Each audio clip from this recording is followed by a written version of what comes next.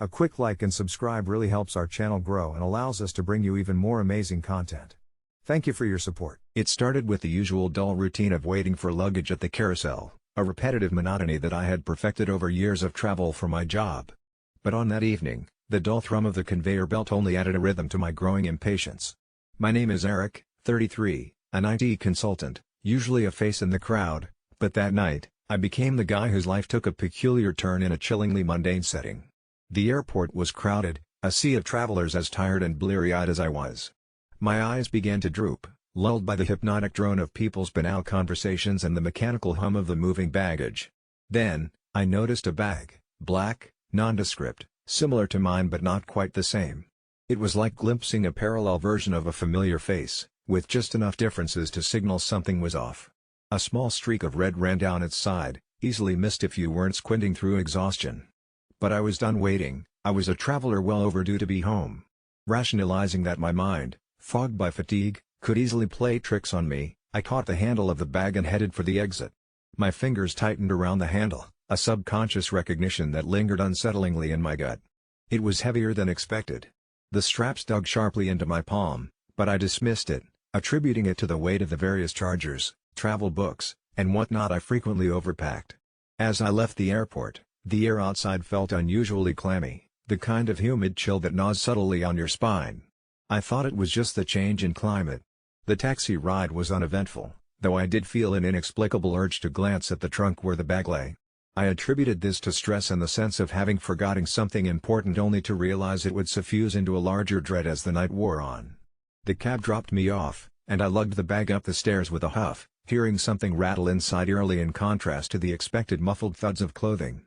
Once in the safe familiarity of my living room, the apartment quiet except for the buzzing neon sign outside my window, the need to solve this minor mystery overcame me. I unzipped the bag and the rank scent of old metal, like rust mixed with something coppery, hit me before I even had the chance to look inside. The light over my kitchen table flickered, something else for the to-fix list, casting brief shadows as I fully opened the bag, spilling its contents onto the floor. Teeth. Hundreds of them. All shapes and sizes, molars, canines, and incisors tumbled forth, clattering onto the hardwood with a sickening, surreal sound like quicksilver rain. What in the ever-loving? My brain reeled, detaching from the scenario, trying to rationalize it as some prank or art installation, anything but the primal horror it invoked. My instinct was to scoop them back up, dump them, pretend it never happened, but I couldn't touch them. They glistened ominously in the bleak light. Among them was a notebook, a few loose papers tucked in, the only other item in the bag. With trembling hands, I reached for it, each movement a conscious effort against rising panic. Inside, scrawled in an illegible hand, were notes, diary entries maybe, and the single name Elise repeated, intertwined with paranoid ramblings facing madness, shadowy figures following, and teeth, always the teeth. Each page felt damp, as if tears or something more sinister had stained them. My hands shook as I read about teeth for protection, speeches in fear and reverence, events I couldn't fully understand. The descent into chaos was gradual yet inevitable as the narrative etched onto each page darkened, one entry detailing a dream of drowning in oceans of teeth, another raving that the teeth had once been inside all who had wronged Elise. Panic simmered into a clandestine terror that began whispering suggestions to my mind. If the bag wasn't mine, then whose would want it back? I imagined the door would open any moment, someone standing there demanding their terrible cargo. Thoughts spiraled into vivid fears of some cult-like upheaval at my doorstep, cloaked figures with missing teeth and obscured faces confronting my possession of their relic. The night stretched, days passing in worried isolation, each sound ominous, each glance out the window screen for followers. I became a prisoner of my own home, clinging to normality. Sleep came in jagged rifts, memories of ghosts with vivid smiles mocking my waking moments. A week passed, and food deliveries began frowning upon the lack of customers as I refused to even face the door. Meanwhile, curiosity weathered reluctance, leading me back to the notes, deciphering a life not mine, yet now unwelcome, inextricable from my own. At last, anonymity turned to investigation. I found myself at a library, poring over records, an obsession curdling within. Elise. She wasn't real in the traditional sense, but a vast tapestry of small-town warnings and urban legends thread her story. Each place I sought her out, a collective memory of disappeared girls and smiling strangers haunted my inquiries, each leading to dead ends or further speculation. Always, relationships severed, Tales of switches flipped and families torn by unspoken secrets leading back to the unexplainable dental treasures stored so questioningly by a tired IT consultant. So here I stand, writing this missive, desperate for resolution. Each entry an attempt to unravel what led my flight path to a bag full of horror. Whether misguided mix-up or fated encounter, I'm left dissecting a life not lived, yet wholly entwined with unknown sorrow. As I share this, dedicated whispers of conjecture to discover truth or simply cathartic in fear, the bag still waits. It's nestled in my storage, teeth and book untouched since that fateful day. My nights are interrupted by the echoes of that hideous cascade. All I can offer is a tale, sordid as it is, haunting, and a warning cloaked in puzzlement and shadows of misplaced belongings. Would you abandon it, forget it?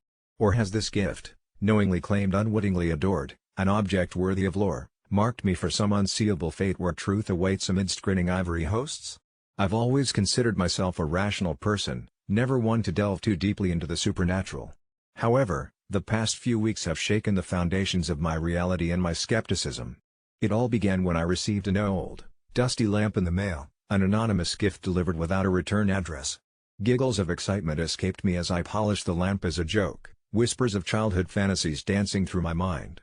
To my utter shock, a swirling cloud of darkness erupted, forming into a figure, a genie, its presence somehow both chilling and mesmerizing. Now, what I found strange was the genie didn't offer me wishes. Instead, it simply laughed, a low, reverberating sound that seemed to echo through my bones. Then it vanished just as quickly as it appeared, leaving me with an unsettling sense of dread. A week later, as I was trying to dismiss the lamp incident as a dream or hallucination, my phone rang. It was from an unknown number, and the voice on the other end was a lisping whisper, repeating the phrase, "The wish has been made." Goosebumps prickled my skin, but I had no idea what the message meant until strange things began to happen. It started subtly, doors that I knew I had locked left swinging open, items disappearing only to reappear in odd places. Soon, though, the occurrences escalated. I'd wake up to find strange symbols drawn on my walls, written in what appeared to be my own blood, though I had no injuries. Paranoia crept into every corner of my mind as I began to feel eyes constantly watching me. I started seeing shadowy figures in my peripheral vision, but whenever I turned my head, they vanished. One night, my reflection in the mirror didn't mimic my movements, instead, it grinned widely, its eyes alight with a sinister gleam that wasn't my own. Desperate for answers, I trawled the internet for any hint, any clue, or similar stories. Eventually, in a sketchy forum, I found an obscure thread, an ancient lore describing how genies could not just grant wishes, but inversely, could fulfill the darkest desires of others upon us. Someone had indeed made a wish for my demise. Sleep-deprived and terrified, I sought help from a so-called paranormal expert. He advised me to find the wisher soon, for as long as the wish remained unfulfilled, I'd be hunted relentlessly by misfortune. He described a ritual to trace back the curse's origin, a ceremony as baffling as it was terrifying. With no other options, I followed his instructions, using the accursed lamp, candles, and the blood tempo of a midnight heartbeat. As I performed the ritual, the world flickered, and I found myself in a void, standing before the genie, its eyes glowing with malevolent amusement. "Who wished for my death?" I demanded. The genie cackled, its voice resonating like a crypt song, a soul with a heart full of envy and a mind touched by madness. The scene shifted, and before me appeared an acquaintance from college, someone I barely remembered, a person whose name I had to strain to recall, Ben, a guy I'd helped occasionally with assignments. His life had fallen apart after college, jobs fretted away, relationships splintered, envy fermented and twisted into hate. He had found the lamp years prior, used his wish, and the genie had waited patiently for the chance to execute this dark desire. Heart pounding, I realized I needed to confront Ben. Tracking him down was surprisingly easy, given his down-and-out public social media cries for validation and vengeance. Cornering him in his shabby apartment, I revealed everything, the genie's existence, the curse, and his damning wish. His eyes widened, horror mingling with guilt as he broke down, admitting he'd wished it in a moment of despair, thinking it an impossible landmark of his hate. Ben and I returned to my place. I insisted he needed to rescind the wish.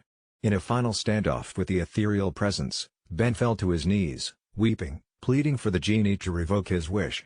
I watched as the air shimmered, the room darkened, and finally, after an agonizing pause, the genie acquiesced with a grudging whisper that felt like a storm receding. The sinister occurrences around me ceased immediately. The relief was palpable, the weight of doom lifted.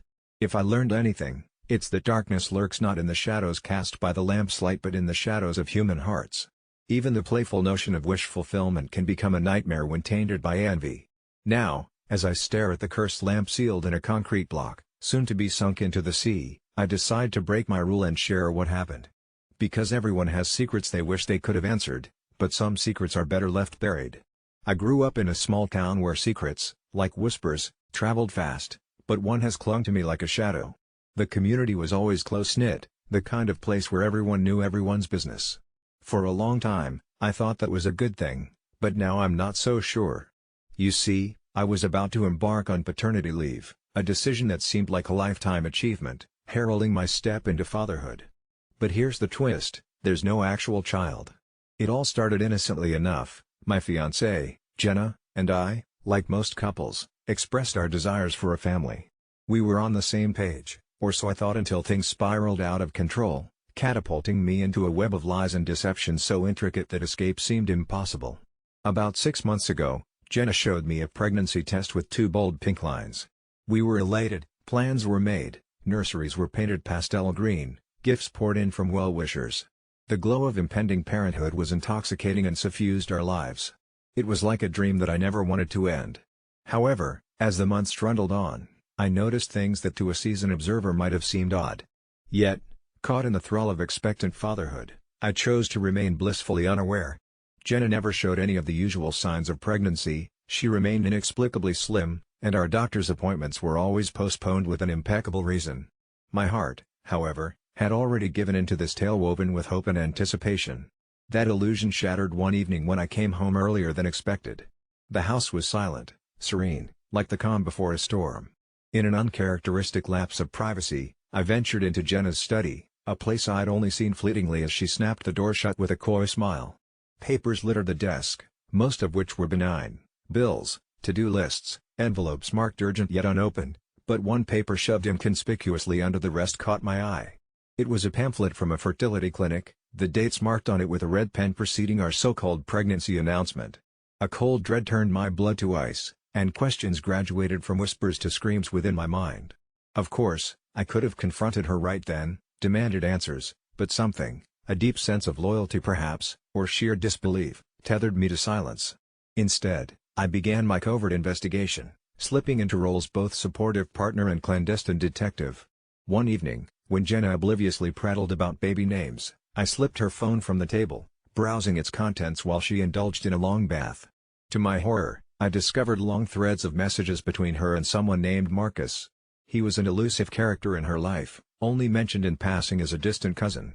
The messages uncovered a plot thick as night, a fabricated illness, claims of a harrowing miscarriage, false scripts to script fake medical paperwork. The worst came when I realized a darker truth buried in those messages. Marcus wasn't just an accomplice. He was promised the life I was sold, a life spun with fantasies of family and love. I clung to this disillusionment like a lifeline, yet beneath surged a deeper wave of madness that threatened to drown me. But the timing was terrible, paternity leave loomed, and with it, the ticking clock of an unbirth announcement I was expected to deliver. How could I let the world know we were devastated by a stillbirth, or worse, a dangerous premature birth that whisked our imaginary baby away?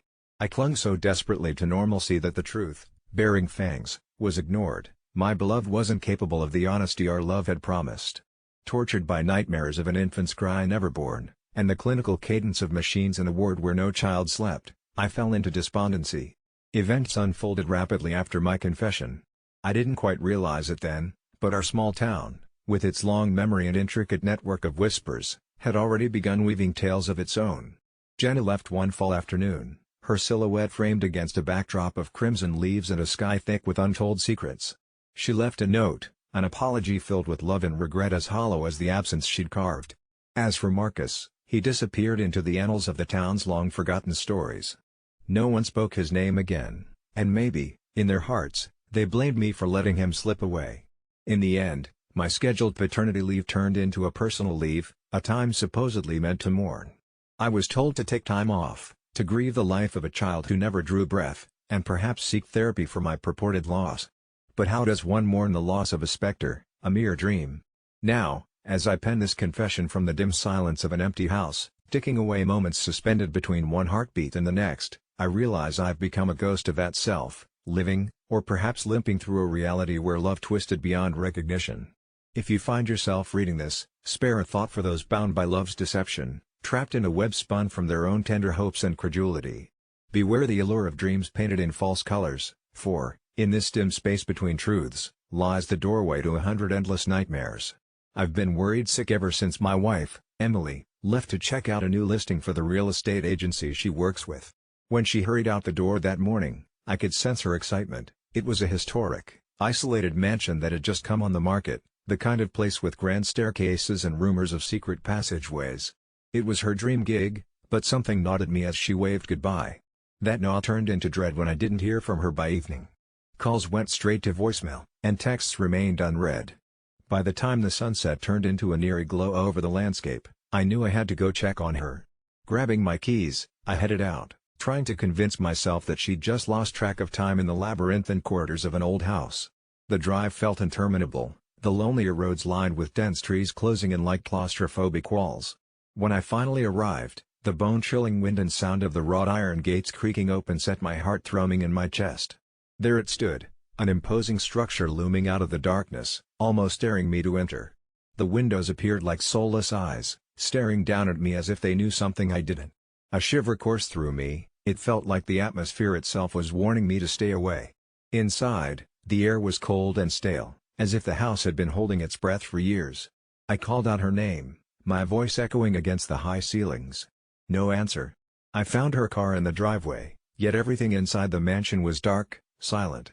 Floors creaked beneath my weight with each hesitant step, and with the fading daylight seeping through the window, I could barely make out the dusty furniture draped in sheets. Remnants of a life once vibrant and now forgotten. I checked my phone again, just in case, hoping for a signal that refused to cooperate. My heart pounded louder than my footsteps as I moved deeper into the house, calling her name again, the syllables swallowed by the shadowy walls. My imagination started playing tricks, shadows moving just beyond my vision, a distant murmur almost like whispers taunting me from behind shut doors. 10 minutes felt like hours as I explored room after room, each more unnerving than the last. And then, turning a corner, I stumbled into what seemed to be an ornate study, a fireplace looming and cold. There, on the dusty floor, lay her phone, screen cracked. The sight wrenched my gut, panic rising with each breath. Had she been in danger? As I pocketed the phone, I heard a noise. A muffled sob? I froze, listening, straining to determine its source. It led me to a narrow, almost hidden door, tucked behind a large bookshelf. Pushing it open, I found a small spiral staircase, descending into the earth like a helix into the abyss. Trembling, I descended, the air growing colder with each step. The sobbing grew louder, echoing up the spiral like a harrowing lament. At the base, there was a darkened room, damp and smelling of mildew. And there she was, Emily, hunched and shaking, her ankle caught in a rusted trap's iron teeth. Relief flooded through me, followed by horror at her condition. Quickly, I rushed to her side, tears in both our eyes as I comforted her and unlatched the old trap. Her whispered words were frenetic and jumbled, a tale of ghostly encounters, shadow figures that emerged from the walls as if the house itself were alive, rejecting her presence. She described how doors had closed on their own, and voices had coaxed her into this bitter undercroft where the trap had ensnared her in her panic. With her arm around my shoulder, we hurried up the stairs.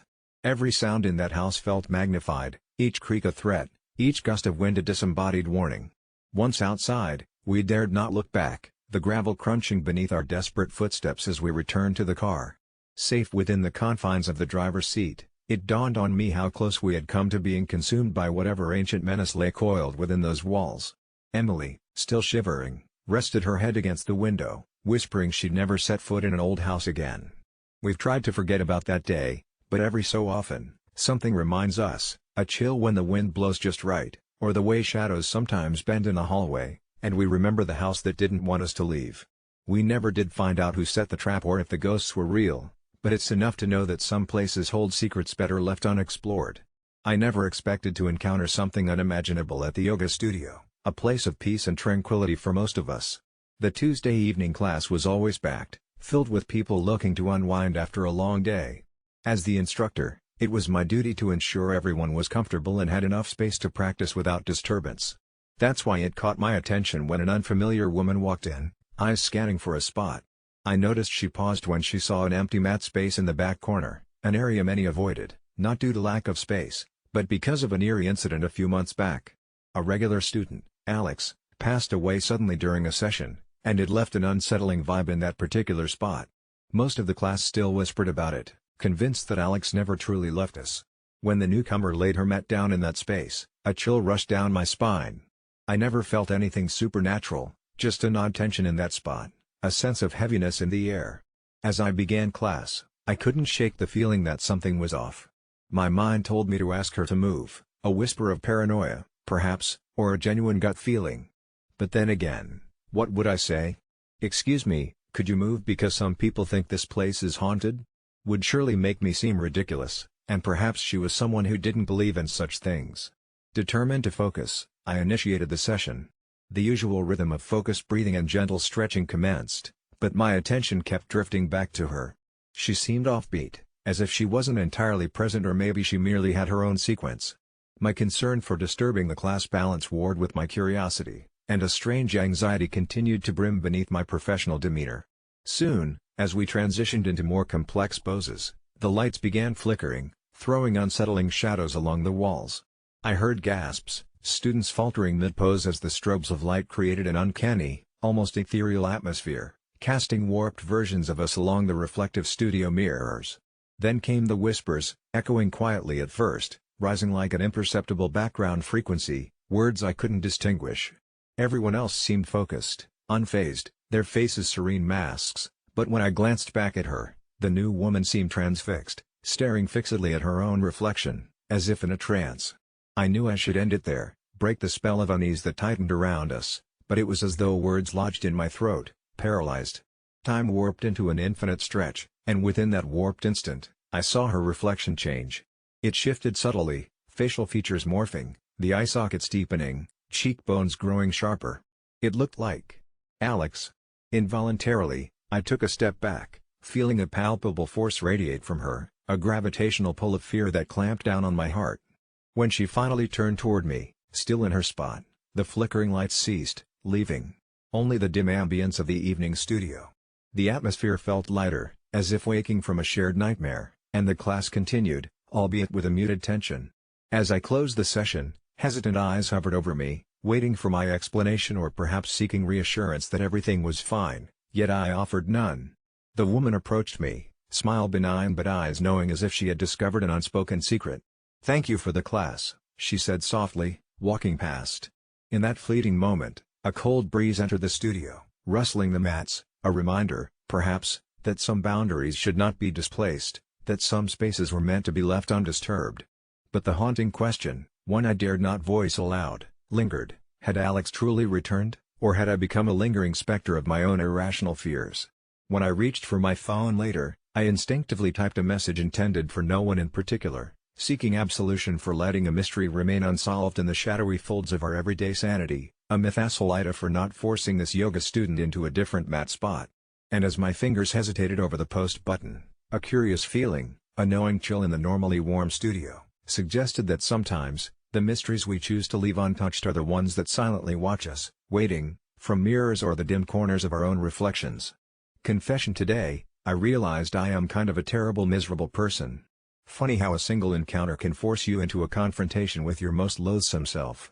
To set the scene, picture a small town crawling out from the clutches of winter as spring timidly begins to urge the snow to retreat from its seasonal siege. I was seated in my usual spot in the corner of the coffee shop, a shoddy attempt at normalcy for someone who hasn't felt normal in as long as I can recall. It was one of those gray afternoons where the sun seems to forget its routine, and everything feels dipped in a monochrome palette. There was an odd bustle in the air, where people's chatter seemed to grow and swell, filling the room in a babel of mundane conversations. I welcomed these distractions, anything that could prolong my avoidance of the malignant thoughts that gnawed persistently at the base of my skull. I sank deeper into my chair and into what was becoming my customary feeling of melancholy, a pit so deep I feared I was mining my way to the literal center of darkness. A bell rang, announcing a new customer, but it was a laugh that captured my attention, albeit not in a pleasant way. The giggle was grating, like nails skimming tenderly across a chalkboard. My eyes were involuntarily drawn to the source, a young woman, no older than 25, her dark hair cascading like ink. She had an ethereal quality, gliding rather than walking, and there was a restless energy about her, as if she lived a second ahead of everyone else.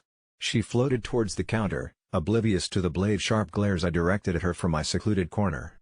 She ordered her drink with an air that was both commanding and intoxicatingly carefree, a dichotomy that struck me strangely hostile. I hated her instantly, an irrational impulse that spread through me like wildfire. This reaction itself was distressing yet curiously familiar. My days of despising without discernible cause were embarrassingly frequent. I tried to dismiss her, steering my focus back to the book in my hand, words that swam into gibberish strings as I realized my inability to concentrate. She lingered, her presence a stubborn stain in my consciousness, relentlessly bending my mood into darker shapes. She took a seat not far from me, a pocket of energy in the bland stillness, absorbed by her phone, unfazed by the world demanding my attention for reasons I couldn't justify. My initial dislike unfurled into pettiness, threads of envy and a gory self-loathing that I wore almost as a second skin. She was a reminder of everything I wasn't, vital, joyful, connected to other people in a way I couldn't hope to be again. As I sat there stewing in my silent contempt, her drink was ready, the barista calling out her name. Elara. An unusual name, notable enough to pull me out of my churning thoughts, its syllables singing as if her very name was meant to cast a spell upon anyone who heard it. I decided I had to leave, to escape. This irrational fixation I had on someone who was completely oblivious to my anguish. I tugged my coat tighter around myself, like a cloak, and before I knew it, I was trailing behind her out the door, compelled against my better judgment by some unrelenting force. Walking a few paces behind her, I watched as she navigated the streets with the confidence of someone who owned the world itself. But it was her shadow that caught my eye. A peculiar thing that seemed to flicker in ways that defied the logic of light and movement, almost as if it were a separate entity, alive and cunning. It slithered over the pavement like oil. The rational part of me was convinced my over-imaginative mind, stirred by the ever-dimming glow of reality, was playing tricks. Yet there was a primitive, instinctual whisper that urged me to keep following, to seek whatever riddles might lie beyond the surface. We wove through town until she reached a secluded park, one mostly deserted as evening approached. She settled on a weathered bench, the kind that once held lovers and drunks, stories etched into its splintered wood, and resumed her phone fixation. It was only when this park was left as her only sentinel that she finally looked up, directly at me. The path I had taken as an agitated stalker suddenly became unbearably real, remorse seeping into my bones as her eyes, impossibly bright, locked with mine. I could have turned away then, severed my narrative from hers and returned to my mundane Sisyphean existence, but something compelled me. A deeper recognition of another presence shifted between the two of us. Her shadow, once an oily silhouette, detached itself entirely, taking on a grotesque form reminiscent of something primordial and foreboding. This wasn't a trick of the light. It was alive, a paradox made of screaming darkness and writhing limbs.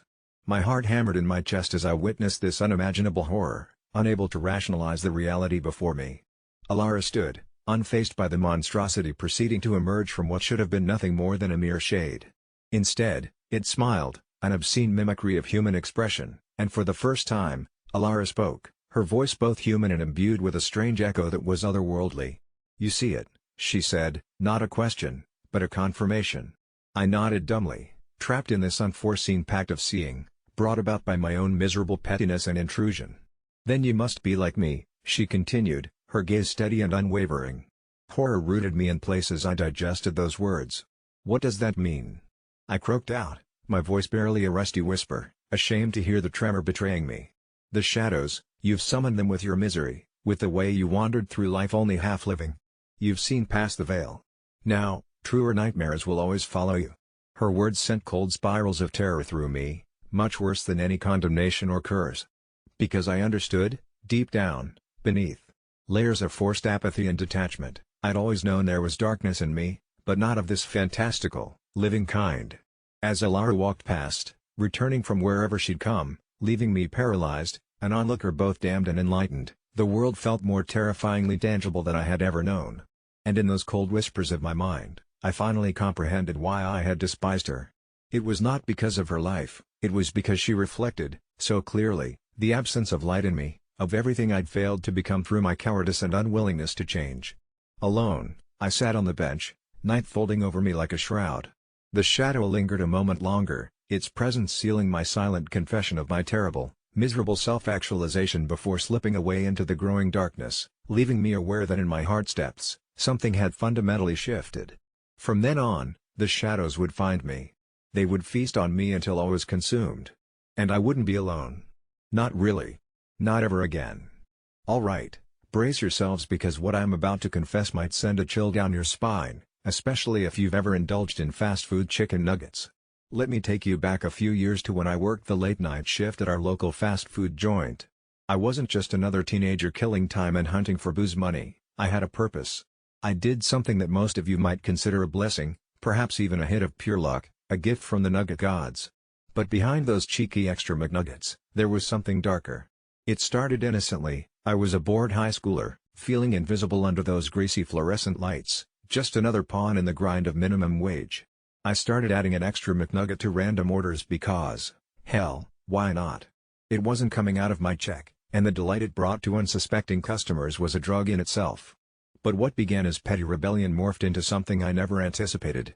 One particularly slow night, close to the graveyard shift, I noticed a pattern: strangers who came in looking normal, like weary travelers, ordinary parents with screaming kids, or that loner teen with hooded eyes. Once they got those extraordinary meals, they'd return, not always the next night or the next week, but eventually, with a glow in their eyes that I recognized. We exchanged wordless smiles, a silent understanding, as if they knew that someone had handpicked them, made their lives incrementally, digestively happier. With time, these customers became familiar, their lives somehow intertwined with mine. What I didn't realize was that they weren't just coming back for the tantalizing chance of an extra nugget, they returned because they were becoming addicted to something far darker than fast food. Beneath the surface, those McNuggets carried a shadowy secret I was oblivious to. Our food shipment had changed suppliers without warning, and nothing was quite as it seemed. Not until one night, when a shadow cloaked the counter, a face so unsettlingly familiar it made my stomach curl. He leaned in, reeking of something sour and mossy, like forgotten graves. Without saying much, except for a casual "Hey kid, nice night for extras, huh?" I realized he saw through the gimmick, straight to the darkness nesting beneath fryers and sizzling grease traps. His eyes were like shards of coal, almost void of life, yet pulsating with something sinister. The grin he shot me felt omnipotent, as if crowning him the ringmaster of my puppet show. For weeks after that encounter, my nights warped into something not of time but of tension. Customers continued to come, but I noticed how they appeared different, not just happy, but eerily euphoric, their faces flushed yet skin taut over bones, eyes bulging like they've gazed into the abyss and returned with a taste that can never be satisfied without my intervention. Their increased frequency and fervor began to terrify me. They came during odd hours, restlessly peering through glass panes long after closing. One by one, they dripped in, some begging, some threatening, until it was clear that the extra McNugget trick had hooked them. However, it was the aftermath that sparked my dread. A string of reports on the news about missing persons overlapped disturbingly with my list of frequenters. The most unsettling part? Each report mentioned an unnatural obsession with fast food chicken nuggets just before their disappearance. Eventually, those reports dwindled, leaving a dark void in public discourse, and I could almost hear that sinister melody playing somewhere in the shadows, a hymn only I seemed to tune into. It was as if my little act of unauthorized generosity had connected these souls to me, and something far beyond me. I tried quitting multiple times, but the hold it had on me, and them, was inexplicable. Like a web, sticky and resilient, every other job attempt collapsed the moment a person walked in holding a crumpled nugget box, eyes locked onto mine like they'd wandered through galaxies just to find the creator of their boundless longing. Sometimes I'd wake at night drenched in sweat, a ghostly whisper haunting my dreams, "Feed us." I'd see flashes of all those faces, including the ones that stopped returning, like flickering shades in a nightmare carnival, forever hungry, forever searching. As time and courage betrayed me, stacking the odds against breaking free, I became aware that the greasy little packets weighed more than just processed chicken. They bore cravings, desires, and stories of lives slipping away. The last shift I worked, that strange man returned, strikingly unchanged as if time bypassed him. He leaned across the counter, those eyes promising a twilight of peace, or the complete absence thereof. "You were chosen," he murmured, "to feed souls beyond your world." Then he slid a nugget towards me, a maddening echo of those I'd once given out like candies. Only now, the gesture felt final, a haunting cape swirled around my fading sanity. That encounter sealed it for me.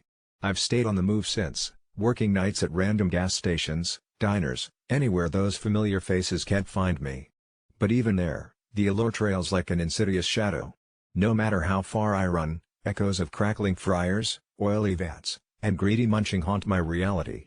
Sometimes, just sometimes, I'll catch someone casting a veiled look my way in another rundown diner at 3 a.m., always with that same insatiable hunger in their eyes. And I know they were looking for something I inadvertently promised them years ago. But now, it's a curse I can't escape. So next time you find an extra nugget in your box, enjoy it cautiously. After all, you never really know who's behind the fryer or what dark secret they've unwillingly passed to you. It's strange how you can get used to living with a shadow, like the void left by my sister's death 10 years ago that swallowed most of our family. Laura's passing was the tragedy that everyone in our small town seemed to acknowledge quietly while collectively turning a blind eye to the painful truth. She vanished without a trace, leaving behind nothing but her favorite sneakers on the riverbank and unanswered questions stifling any conversation. Despite the lack of closure, the community rallied around my parents, and in the cocoon of silence, life moved on, or at least pretended to. I was only 14 when it happened. Her disappearance cast a long, cold shadow over my adolescence that never seemed to lift. My parents were never the same, lost in their own bruised worlds of coping. They left me to twist and grow like a neglected willow bending toward the last vestiges of warmth. A decade later, I thought I'd seen the last of any fresh pain. Then, the unsettling news reports started. I stumbled upon the first one late on a Thursday night, when a guilty bout of insomnia had me flipping through channels, hoping for something boring enough to lull me to sleep. Instead, I froze, paralyzed by disbelief and an eerie sense of recognition, as the reporter's grave voice narrated a story I never expected to hear, let alone with such haunting conviction.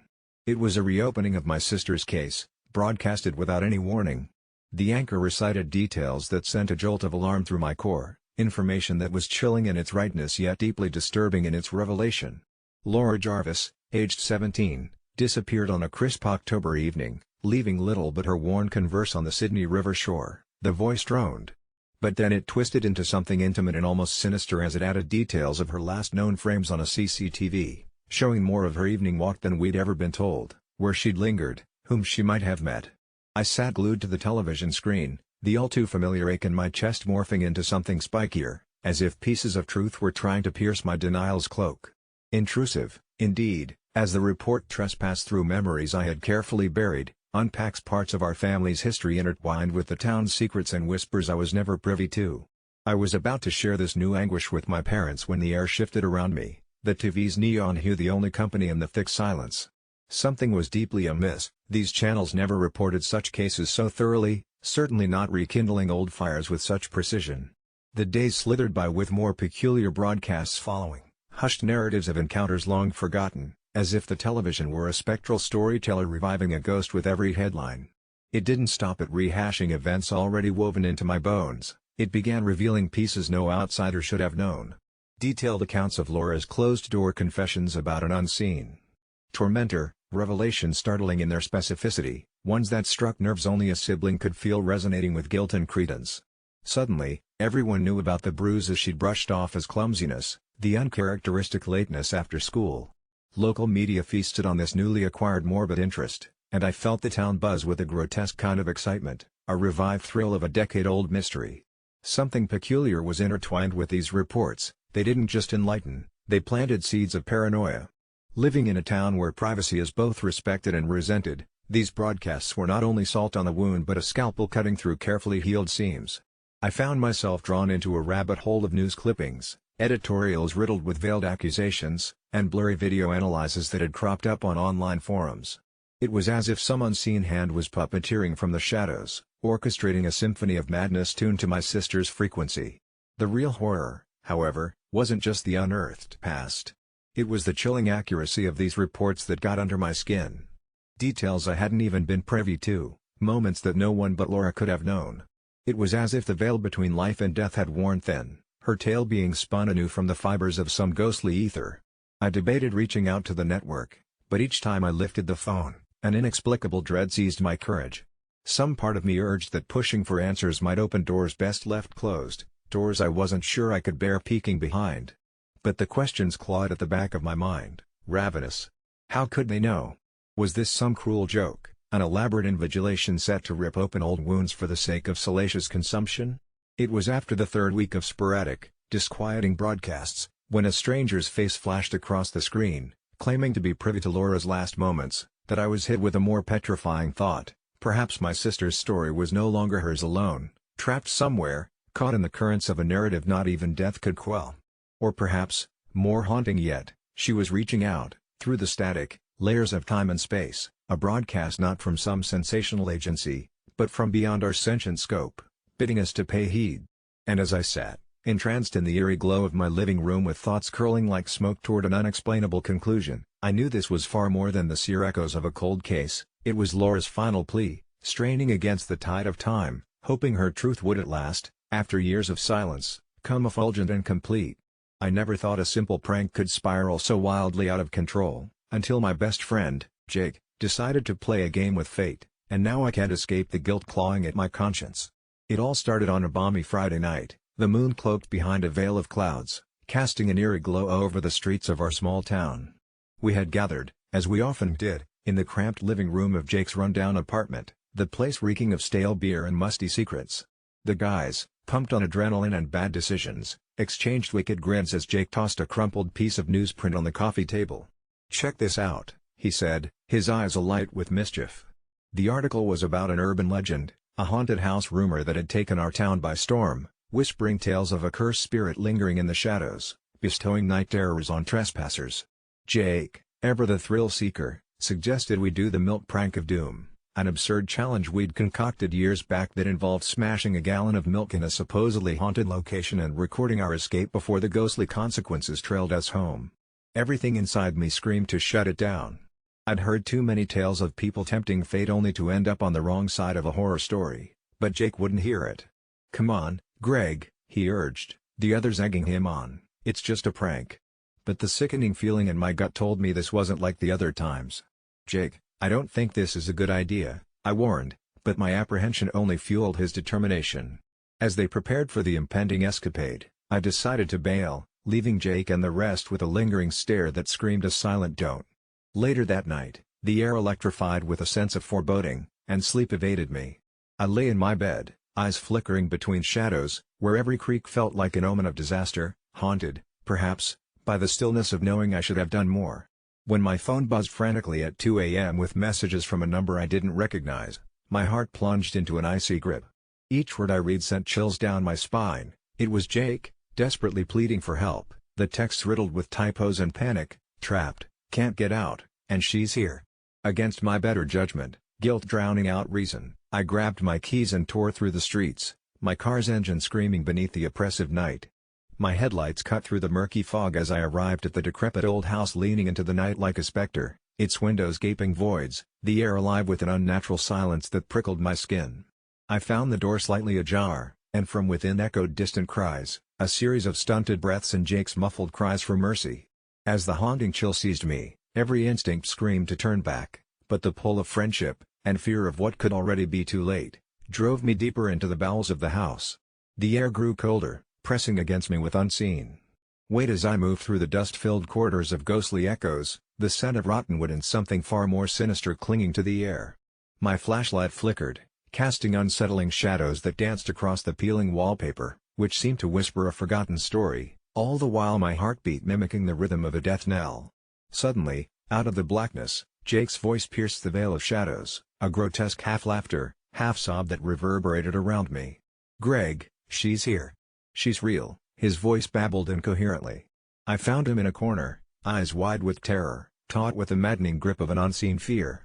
The weight of my earlier warning hung between us like a curse fulfilled, and in that moment, I realized the true horror of our folly. Whatever malevolent force Jake had disturbed, it was far beyond our understanding or control, as if the house itself pulsed with a life of its own. We didn't have time for apologies or regrets. Time seemed to twist and distort as we retraced our steps back to the entrance, the air thickening with every step as the walls began to close in, urging us towards a madness that lingered just out of reach. Just as we burst through the threshold, gasping for the night's chill air, the door slammed behind us with a finality that echoed our severed connection to the world we thought we knew. The scars of that night etched themselves into Jake's and my reality. He was never the same, his laughter replaced with the echo of that haunted sob, And my warnings, once ignored, whispered a haunting reminder of the line we'd crossed. Time passed, but the grip of that night never loosened, and for Jake, the boundaries between reality and nightmare forever blurred. Perhaps I was the asshole for not stopping him, perhaps the true horror lies not in the unknown, but in the things we dare not to believe, lurking just beyond the edge of our own hubris. When my best friend Jenna called to ask if her cousin Mara could stay at my place for a few weeks, I hesitated. Jenna was a dear friend, and favors like this were part of our unspoken pact. But the problem was something that haunted me every time I let others into my private domain. 3 months ago, during a separate houseguest incident, a routine shampoo had turned into a catastrophe. The hair products I used were not ordinary, they were concoctions of bespoke formulas, artisan blends that I humorously referred to as my elixirs. Expensive? Definitely. But they had a purpose beyond vanity. The fragrant potion had been gifted by an old acquaintance who claimed its lineage traced back to some ancient text. My hair, unruly and always threatening to escape into a tangled mess, was finally tamed under its guidance, and I'd do anything to keep it that way. Mara arrived late one rainy evening, bringing with her an aura of unpredictability, and perhaps it was the streak of storms that ignited the unease in my veins. She was all charms and pleasantries, a tempest of charisma bound in a petite frame with eyes that flickered like candle flames. The first few days were harmless enough, in that superficial way where you reside with someone under civilities but sense a looming dissonance. We danced around each other's schedules, and I felt comforted by the distance. That was until the second week, when something, more specifically, someone, went missing. Its absence was loud in the hushed whispers of the bathroom. My conditioner was gone. Though at first convinced that I had misplaced it, a sick feeling curdled in my stomach. My space wasn't large, my discipline strict. When did I ever misplace anything? I confronted Mara in the gentlest manner, masking my suspicion behind the veil of casual inquiry. She laughed, a tinkle of innocence mingled with disbelief, expressing her gratitude for letting her stay and insisted she had no need for my highbrow products. Her insistence came with a gaze unwavering. Perhaps, I thought in a fleeting moment, she genuinely didn't know. Surrendering to an air of unwarranted guilt, I insisted it was a misunderstanding and fatefully decided to hide the rest of my concoctions. They went in a lacquered box under my bed, a childhood gift embellished with garish designs, the inside lined with fabric worn thin by time but enough to conceal what mattered. That night I awoke to the sound of humming, a melody unknown, carrying through the walls like a current. Soft, then swelling with unsanctioned vibrato. It wasn't a song for the living, whispering secrets in a language forgotten. I was up, out of my bedsheet's warmth, trailing like a ghost in the moonlit drafts towards the source. The sound lured me into a trance, one step after another until I stood outside the bathroom door, ajar. Mara was inside. A faint orange glow encircled the door's edge like fingers of light creeping outwards. My heart thundered an offbeat percussion as I pushed the door. There she was, twirling, a silhouette in eerie motion, and every strand of her hair moved as if lifted by otherworldly hands. The shampoo bottle lay empty on the tiles, the cap lost in a bubble of froth foaming at her feet. The room reeked of something pungent and unfamiliar. The residue of lavender was chasing a shadow scent, something darker, perhaps sulphurous. What I witnessed was beyond comprehension.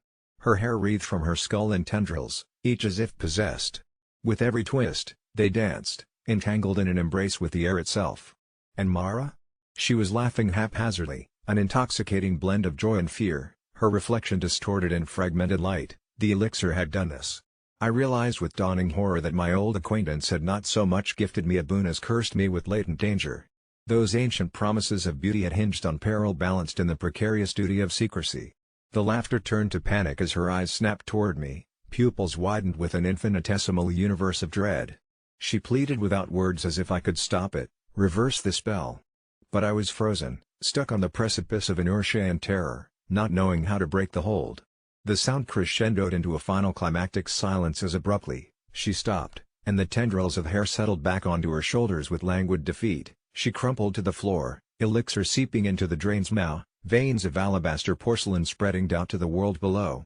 In the ensuing chaos, the air lay heavy with explanations. Mara, now silent and transformed by the knowledge of the unseen, unsettling truths that no guest should bear. She didn't speak of it again as if acknowledging its presence might tether her back to that ephemeral spell.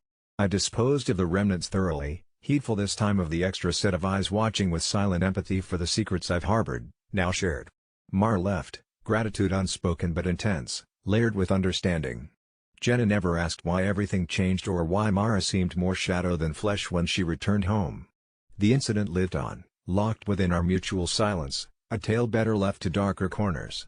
I might be the asshole for hiding the damn conditioner, but I learned, a valuable lesson bled from the teachings of ancient sorcery and human folly, that some doors are better left unopened, even in the comfort of one's own home.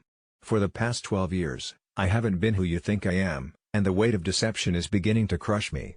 It started innocently enough back in college, when an unassuming job offer arrived one snowy afternoon, nestled between bills and junk mail. It was from a company claiming to be a groundbreaking startup, promising an opportunity that as a struggling sophomore, seemed like a godsend. All I had to do was assume a different identity. They never gave details, but the lure of financial stability blinded my judgment.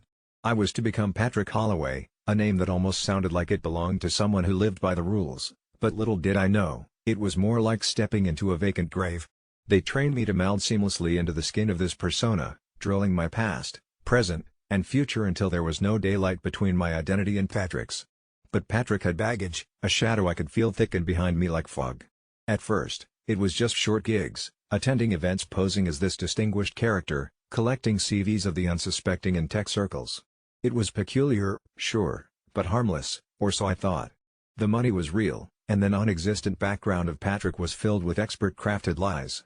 Over time, however, the jobs became darker, involving sabotage and planting software that skimmed data from powerful companies. I was in too deep to say no. And this is where I should have stopped it all, stepped out of the ill-fitting shoes of Patrick, and confessed, but by then, I was addicted to the adventure, the semblance of power that came with being someone I wasn't. I thought I could maintain control, but my puppeteers were far more skillful. As the years passed, bonds formed around me, friendships and even a love interest named Zoe, none of which I deserved because they were based on nothing but threads of deception. I never told her the true essence of my existence, how could I? She loved the idea of Patrick, an irony-laden truth I had to swallow every day. But as I said, there's more. Recently, I started noticing that I wasn't the only Patrick Holloway. From subtle hints in emails and face-to-face encounters, I discerned there were others, different lives being run simultaneously by disposable men like myself. The Patrick-based network was vaster than I could comprehend. Every time another man failed or was discovered, he vanished without a trace, vaporized before the world knew what happened, and my fear grew as reality settled into clarity. I wasn't a unique deception but part of an industrial operation, a syndicate making use of Patrick and his ghostly brothers like living chess pieces. I tried to extract myself, but every door was sealed, leading me back into a mapped existence. The final straw came when Zoe, tired of my evasiveness, demanded to learn about my childhood. I could feel my fabricated world unraveling, brittle lines snapping under scrutiny. I had nothing of substance to give but cold fiction crafted in haste all those years ago. Before I could even consider it out, the company once again approached me, directly, men in suits who seemed to know more about my real life than I remembered myself. They told me I would be the last Patrick, the endgame moving toward culmination. I felt the noose tighten as they revealed just enough of their machinations to keep me on a precise tightrope, promising safety yet offering nothing verifiable. The final mission they orchestrated was catastrophic, a breach was inevitable, an implosion they intended to blame on me to cover all traces. With only threads connecting me to the other Patricks, I knew the others were being dismissed neatly, permanently. I realized then that my only choice was to confess, tell the fragmented world behind the screen of my shadow, and cling to the hope someone, anyone, would believe me. So, here I am, shedding the layers one confession at a time, carving an exit from an identity that isn't mine, knowing they're likely watching. The truth is, those 12 years, those acquaintances, and love not meant for me, have all built to this final plea: believe the lie was never the beginning, but merely a middle, a prelude to something more ominous and intrinsically terrifying that lays unseen, waiting for its next one. Each keystroke feels like it might be the last one. I have long dropped the illusion of safety. This was never just my confession, consider it a warning. They're still out there, crafting new Patricks, or worse. Next time you meet someone and their story doesn't quite add up, look deeper. What rests beneath might not merely be a person, but a construct of their own unmaking. I'm not one to post my life's mistakes on social media, but I have to get this off my chest, and I hope someone out there can understand or at least provide me some kind of absolution. About a month ago, life was normal. An average job, an average apartment, and well, an average life. But that all changed when I ran into my old college roommate, Joshua. We hadn't seen each other in years, merely exchanged the obligatory likes and comments on each other's online posts. Anyway, catching up over drinks turned into a constant hangout phase. Reminiscing about old times made the mundane seem vibrant again. It was during one of those nights when Josh, visibly edgy and a bit too eager, introduced me to the game. It wasn't like any game I'd ever played before. It didn't have boards or dice, but it started with a plain manila envelope containing an address inside.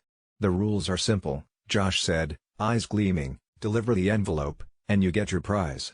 At first, I refused. It sounded like some twisted scavenger hunt, but curiosity and a little alcohol nudged me towards accepting his dare. I thought he was just messing with me. But when I opened the envelope, the address was unsettlingly close to where I lived. That night, with more than a few beers fortifying my courage, I walked over, like some late-night adventurer in my own urban tale. The place was dark, an old dilapidated house that looked like it hadn't seen life in ages. As instructed, I slipped the envelope through the mail slot and seconds later, my phone pinged with a notification of a deposit, $500. It felt surreal, confounding even, and my heart raced with a weird mixture of fear and exhilaration. I told myself it would be a one-time thing. But days passed, and that notification stared back at me, the money somehow whispering promises of easy success. Another week went by, and I became fixated on the contact saved in my phone simply as Game Master. Testing the waters, I messaged them, asking if there were more envelopes to deliver. Within minutes, I received a new address and a promise of a higher reward. Things snowballed from there. I'd drop off a package, always to these abandoned, haunting locations, and watch as my bank balance blossomed. It wasn't until the fourth delivery that something felt truly off. This address was way out in the woods, a place Google Maps struggled to pinpoint. I should have stopped then. Everything screamed at me to walk away, but dizzy from naivete or greed, I didn't listen. I followed the directions into what I was certain was the set of some horror movie, where trees felt like spectators and shadows twisted into memories of nightmares long forgotten. I was instructed to leave the package by a particular tree marked with a red ribbon. Sweat poured down my face in the chilling air, but the job was done quickly, and I returned home, heart still thudding loudly enough to echo in the silence of my sanctuary. But then things began changing. I noticed shadows in my apartment that flickered like wandering ghosts, and objects would be where I hadn't left them, tiny incremental shifts designed to drive anyone mad. At night, when sleep finally claimed me, vivid nightmares plagued my mind, dreams of empty eyes watching me through the slits of abandoned buildings and whispered threats in languages I couldn't understand. Worse, I started seeing someone, or something, out of the corner of my eye, just a tall, dark figure cloaked in obscurity, and every time I turned, it vanished, leaving only traces of an overwhelming dread. Part of me wanted to confront Josh, dare answers from him if I had to, but he disappeared from town without a trace, no phone calls, no status updates, as if he never existed at all. Meanwhile, my paranoia flared into anxiety, and common sounds around me could turn harmless days into haunted nights. Desperate for clarity, I reached out one last time to the Game Master, begging for an understanding, a reason for these mind-numbing experiences. What I received wasn't a reply, but another envelope under my door, a mirror to my first task but somehow much heavier with an unnameable menace. Inside was a picture, a photograph of my very own apartment building. This time there were no instructions, only a knowing threat sealed with the absence of words. Real fear gripped me then, every facade of self-assurance crumbled, as though life's script was rewritten by some unseen hand. So, I did the only thing I thought might end this, left the city, packed what I could carry and drove across state lines to a place where there are no envelopes, no strange games with rules veiled by darkness. I don't know how far I've driven, or for how long, but with every mile, the bizarre heaviness surrounding me feels diluted. Still, I'm haunted by the feeling that eyes remain fixed, watching, waiting, perhaps even judging. As I pen this, hidden in the imprecision of anonymity, I realize my past decisions unshackled forces that I may never escape. This isn't a confession meant to purge guilt, nor a means to warn others of the unknown lurking in seemingly innocent challenges. Rather, this is a scream into the void, a kaleidoscope of pixels and words, hoping that when you read this, somewhere far beyond where I have traveled, a part of my heavy truth reaches through the reflective glow of your screen, touching the wisdom in your core. If you ever find yourself tempted to play a game without rules, to walk the blurred lines between curiosity and destruction, I urge you to reconsider. My story twists in the churned depths of something old and malevolent. It's a tale which stalks my movements, turning peace into a fractured silence I have come to embody but have yet to fully comprehend. I never considered myself a superstitious person, but the events surrounding my nephew Jack's 5th birthday changed everything I thought I knew about the world. It started a few weeks ago when my sister Ellie called me in a panic. I could hear kids screaming in the background, nothing unusual for a daycare pickup, but her voice trembled. "It's Jack," she said, nearly breathless. "Can you take him for a while?"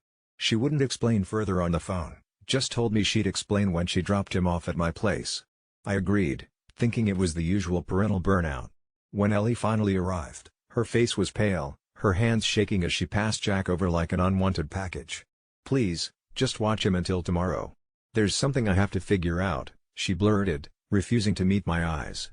Jack seemed unfazed, busy with a flashing toy airplane, his innocent oblivion both a comfort and a gnawing worry. That evening, as Jack dozed peacefully on my couch, I mulled over Ellie's mysterious ordeal. My laptop pinged with a new message. I opened it to find an email from Ellie, a cluttered composition of fear and urgency. "Do not let Jack near any mirrors," it read. "I've been reading about it, and it might be true. Just trust me." Confused, I scratched my head, thinking about how parents fall into rabbit holes of online advice. However, as night draped its thick curtain over our town and unsettling whispers of wind danced through the creaky windowsills, I couldn't help but sense something else lurking in those mirrored depths around the house. A few hours later, I awoke to the sound of faint giggling echoing down the hallway. My body tingled with that eerie prickly sensation, like icy spiders crawling over my skin, as I edged toward the source of the laughter. Jack stood in front of the hallway mirror, his little finger tracing shapes on its polished surface. I gasped, feeling silly for overreacting to a kid amusing himself. But then, I noticed his reflection, a subtle, unearthly delay to his movements. He'd lift his finger, and a fraction of a second later, his reflection would follow suit. I stood frozen, staring into infinity of our reflections multiplied in the glass. I pulled Jack away, deciding perhaps it was best to heed Ellie's warning. He fussed and complained, but I placated him with a promise of endless cartoons. That night, I fought sleep, keeping vigilant watch over every reflective surface, as silly as that seemed. The next day, as I prepared breakfast, my curiosity got the better of me. I searched online for anything to explain what Ellie might have read: forums, paranormal blogs, obscure scholarly papers. That's when I stumbled upon a thread buried in an old conspiracy forum discussing the belief that children under 5 can fully perceive their reflection because they're not yet completely tied to this world. A theory suggested these pure souls see what exists beyond the veil of our reality, spirits or entities humanity has long chosen to ignore. The thought nestled uneasily in my mind, festering with dread. As I spiraled deeper into the digital abyss, I found unsettling anecdotes, parents who swore they'd seen their toddlers conversing with their mirrored selves, always a small delay distinguishing the reflection from the real. Then there were the reports of lost children, mysterious disappearances all linked by a last witnessed interaction with a mirror. I shivered at the growing list of inexplicable phenomena tied to these eldest mirrors, relics from when mirrors were believed to be a gateway to the spirit world, a portal to unknown terrors. The legends dictated that the transition from cradle innocence to ensconced awareness at age 5 formed a safeguard, like a closing eye gate locking the ethereal dangers in. But Jack, my sweet, innocent nephew, was teetering on that precipice. As evening settled and shadows stretched across the walls, Jack, full with sugar and cartoons, bubbled with excitement for his imminent birthday. That same evening, Ellie returned, her demeanor calm yet with an undercurrent of desperation. She questioned me about anything unusual, a guarded anticipation in her eyes, and I admitted to the mirror incident. Her face darkened. "We have to burn them," she declared, sounding unhinged. "All of them."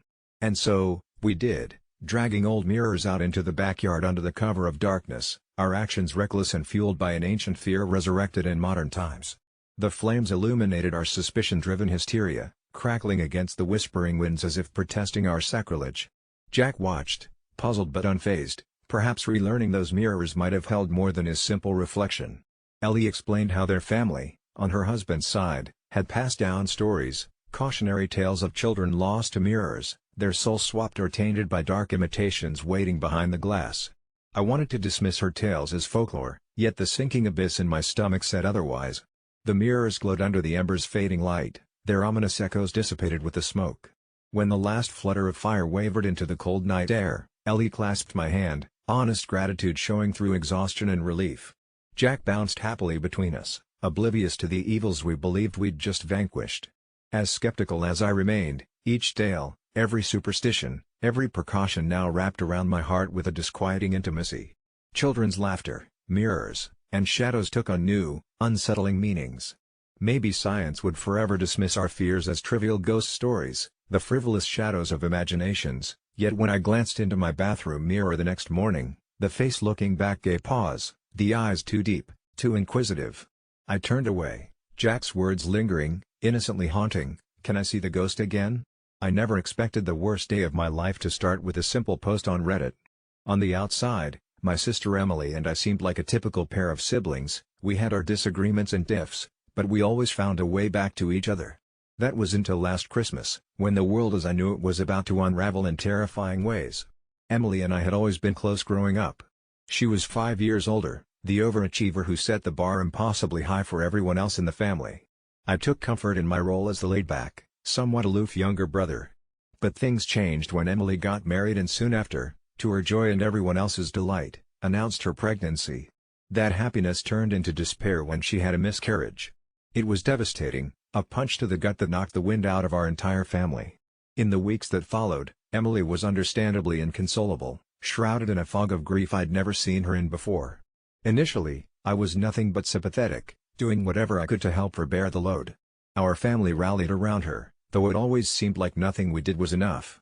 Emily withdrew from us, sinking deeper into her own world of pain where none of us could reach her. Months passed, yet her grief didn't lighten. Something in her remained fixated on that heart-rending loss to an extent that even family therapy couldn't touch. Then came the day that started it all. It was a regular Sunday afternoon, the sort that blends into hundreds you've lived through before. The winter sun painted ghostly shapes on the walls of my dimly lit apartment as I made half-hearted attempts at tidying up. My phone buzzed with a notification from Emily. "Are you coming over for dinner tonight?" I paused. Emily's dinner invitations had become more frequent, each one drenched in layers of expectation that silently asserted her need for attention. Each gathering turned into some deranged ritualistic commemoration of the life never lived, with Emily occupying the role of high priestess. I'd reached my breaking point. Against my better judgment, I decided to speak with her. "Emily, you need to move on," I texted back hesitantly. "The world doesn't revolve around your miscarriage." As soon as the text sent, a wave of cold dread washed over me. I'd never spoken to her like that, blunt, unsparing. Her reply came almost instantaneously, an empty void of ellipses, followed by a deafening silence. Dinner came and went without much fanfare. I received no wrathful calls, no furious knocks at my door, just nothingness that felt unsettling at its core. That night in bed, sleep refused to come. My brain was a whirlwind of guilt and apprehension. Around 3 a.m., my phone vibrated on my nightstand with a text. It was from an unknown number, a series of encrypted letters that made no sense, garbled and out of order. Confused and curious in equal measure, I stared at it, piecing it together until I realized they were anagrams for Heaven's Echo. Puzzled but overwhelmingly compelled, I typed the phrase into my search bar, finding a no-name chatroom populated with obscure, disparate posts that seemed piecemeal at best. The most recent entry stopped me cold. It was a transcript of my dinner conversation with Emily, word for word, including my ill-considered text. Heart-pounding, I scrolled further, noticing threads that eerily mirrored recent conversations with her, the sort only she and I knew about. The room felt smaller as the air thickened with my racing heartbeats. In hindsight, I should have stopped there, maybe shown it to her as some deranged prank, but curiosity, mixed with gut-twisting horror, got the better of me. Following post after post down the rabbit hole of mystery, it became apparent that I was being watched, recorded by someone who knew our secrets, or something. The clock ticked incessantly towards morning, and as the first light of dawn seeped through my windows, I knew what I had to do. It was time to confront Emily. Fraught with exhaustion and dread, I arrived at her house as shadows of the new day edged into existence. A storm of emotions played on her face as she opened the door, but there was also something else, a chilling calm as if she were expecting me. I struggled to tell her what I'd discovered, poised between anguish and apprehension on her threshold. Her eyes bored into mine, an unsettling smile that sent shivers up my spine curving her lips. Then she said, "You're not the first to see it." The sentence hung in the air, fraught with cloudy ambiguity, and she motioned for me to enter. Inside, the atmosphere was heavy, almost oppressive. The house was dim, the drapes drawn. On a coffee table sat several children's toys, ones they'd bought for the baby when it had still been a reality. Emily didn't have to explain further. She'd been delving into the chat room long before my foray, feeding the remnants of her grief to an audience she claimed understood her better than anyone. As Emily recounted her story, a revelation unfolded, a chain letter, a digital haunt, crafted by those whose grief drew them to edge of darkness, promising connection beyond conventional comprehension. The Echoes of Heaven, they called it, a space built on the collective lament of unfinished lives seeking acknowledgement. The people posting and watching aren't quite people anymore, she confessed, belonging to something undefined, like a coalescence of trapped souls trying to cope. I felt the air thin around me, disorientation washed over, followed by Emily's voice, distant and disconnected, urging me to join her, become part of this new family she had embraced. In tears, I realized she was too far gone, ensnared by something eldritch and insidious. I tried, maybe too late, to save her from herself, but felt her slipping even further away as if vanishing into shadows, her presence flickering like static on an unsettled screen. Overwhelmed by the encroaching danger I couldn't quite name, I backed out of the house, my escape frantic, a beating retreat into coherence. Once outside, the world felt normal again, sunlight mingling with fear on my skin. I knew I had lost Emily to something that blurs the lines between grief and horror. The chatroom remains live, tethering me and others who dare enter to an existence diverging from linear reality. I remain haunted by the thought that's turned my nights cold and hollow. Maybe she wasn't the one I was trying to save. The wind howled through the skeletal trees that line the dimly lit street as I slowly made my way towards my brother's place. There was always something uneasy in the way the shadows clung to the corners of those cracked sidewalks, as if waiting to whisper secrets to anyone brave enough, or perhaps foolish enough, to listen. My brother, Aaron, had invited me over for dinner, and reluctantly, I agreed. The night was black as pitch by the time I reached his old Victorian house, its looming silhouette akin to those Gothic horrors where every creak in the floorboard seems to tell the tales of restless spirits. I shivered, not from the cold October air, but from an unsettling feeling I couldn't quite shake off. As I opened the creaky gate and stepped onto the overgrown path, I caught a flicker of movement from one of the upstairs windows, but when I looked again, the curtain rustled back into place, the room above disappearing into an abyss of darkness. It was nothing, I told myself. Just kids playing. Aaron had 2 children, Tommy and Lizzie, both under 10 but with the combined chaos of a tornado. The moment I stepped into the house, I was met with an overpowering scent of something burnt mingling with cinnamon, an assault on the senses if ever there was one. Aaron greeted me with a slap on the back, acting like all was well, as if we hadn't spoken less in the last 6 months and I wasn't here out of some obligatory need to reconnect. But his smile faltered for a split second, his eyes betraying a hint of tension. That's when I knew something wasn't quite right. Dinner was a cacophony of noise, the television humming some cartoon theme song and the kids clattering about, speaking a language only they seemed to comprehend. Lizzie chattered incessantly, recounting some tale of playground heroics, while Tommy intermittently poked his sister, obviously finding joy in her escalating irritation.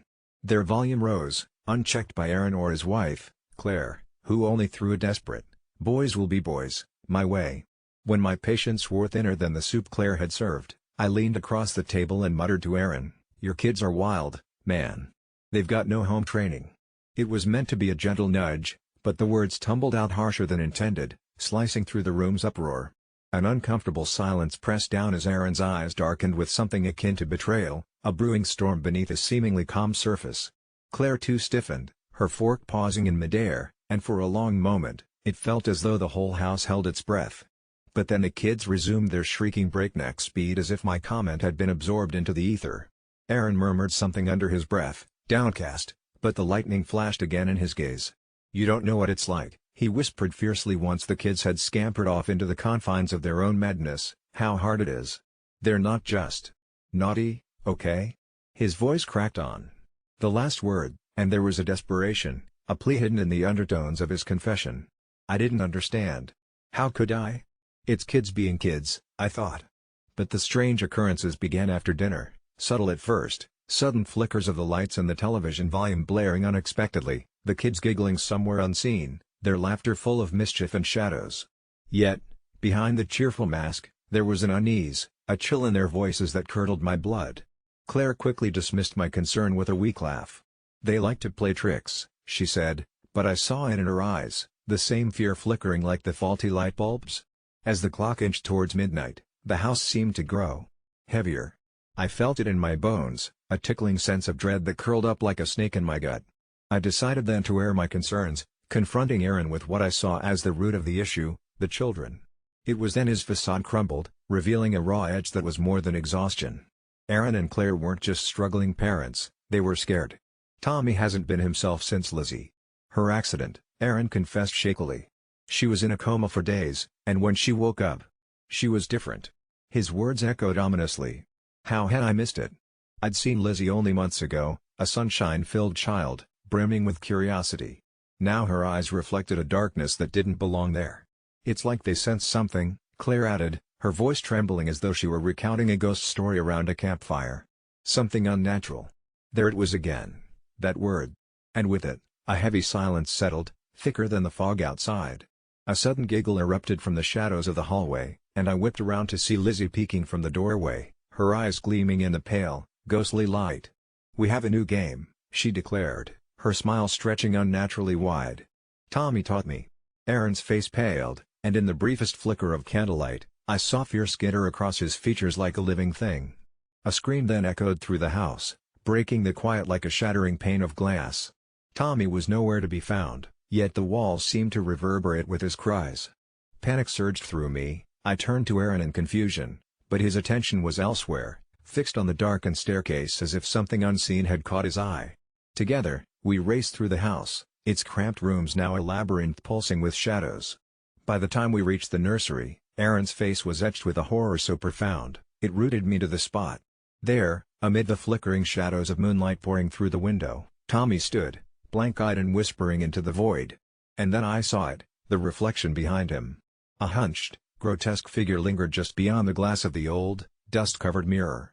It was as if the dark had taken form, seeping into reality with an insidious hunger.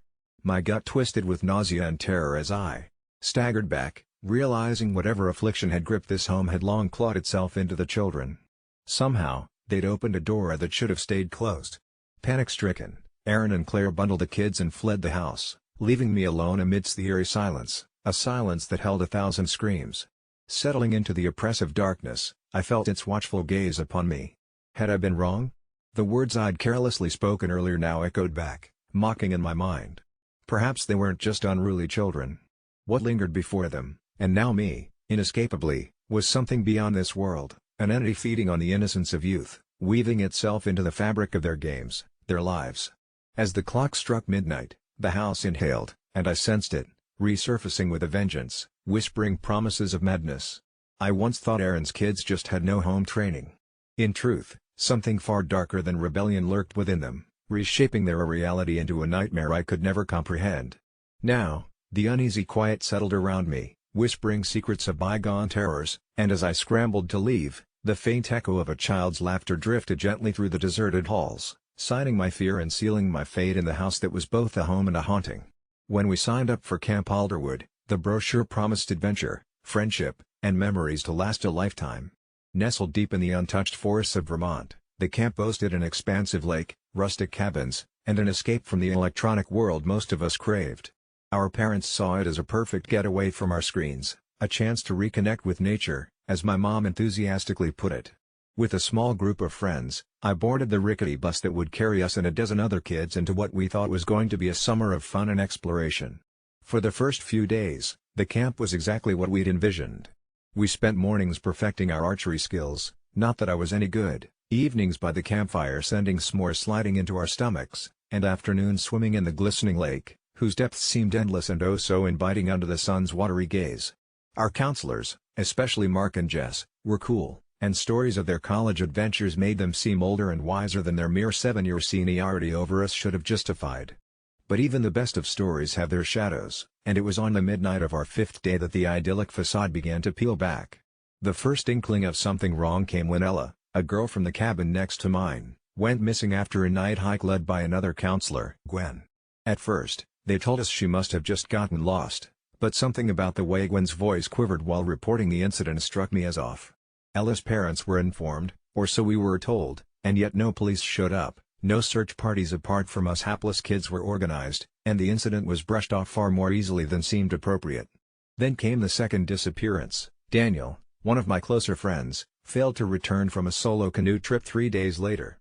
Unease settled over the camp like an unwanted chill, whispers of campfire stories turned dark with anxious reality. We were assured everything was under control, to stick together, and stay within the marked areas of the campground. But one night, as the quiet tension swelled, Tom, the jokester of our crew, whispered what we all feared: what if we weren't the only ones being hunted? Curiosity overtook fear as we started piecing together the shreds of clues around us. It was Kali, the most resourceful among us, who discovered a weathered old map tucked behind a loose floorboard in our cabin.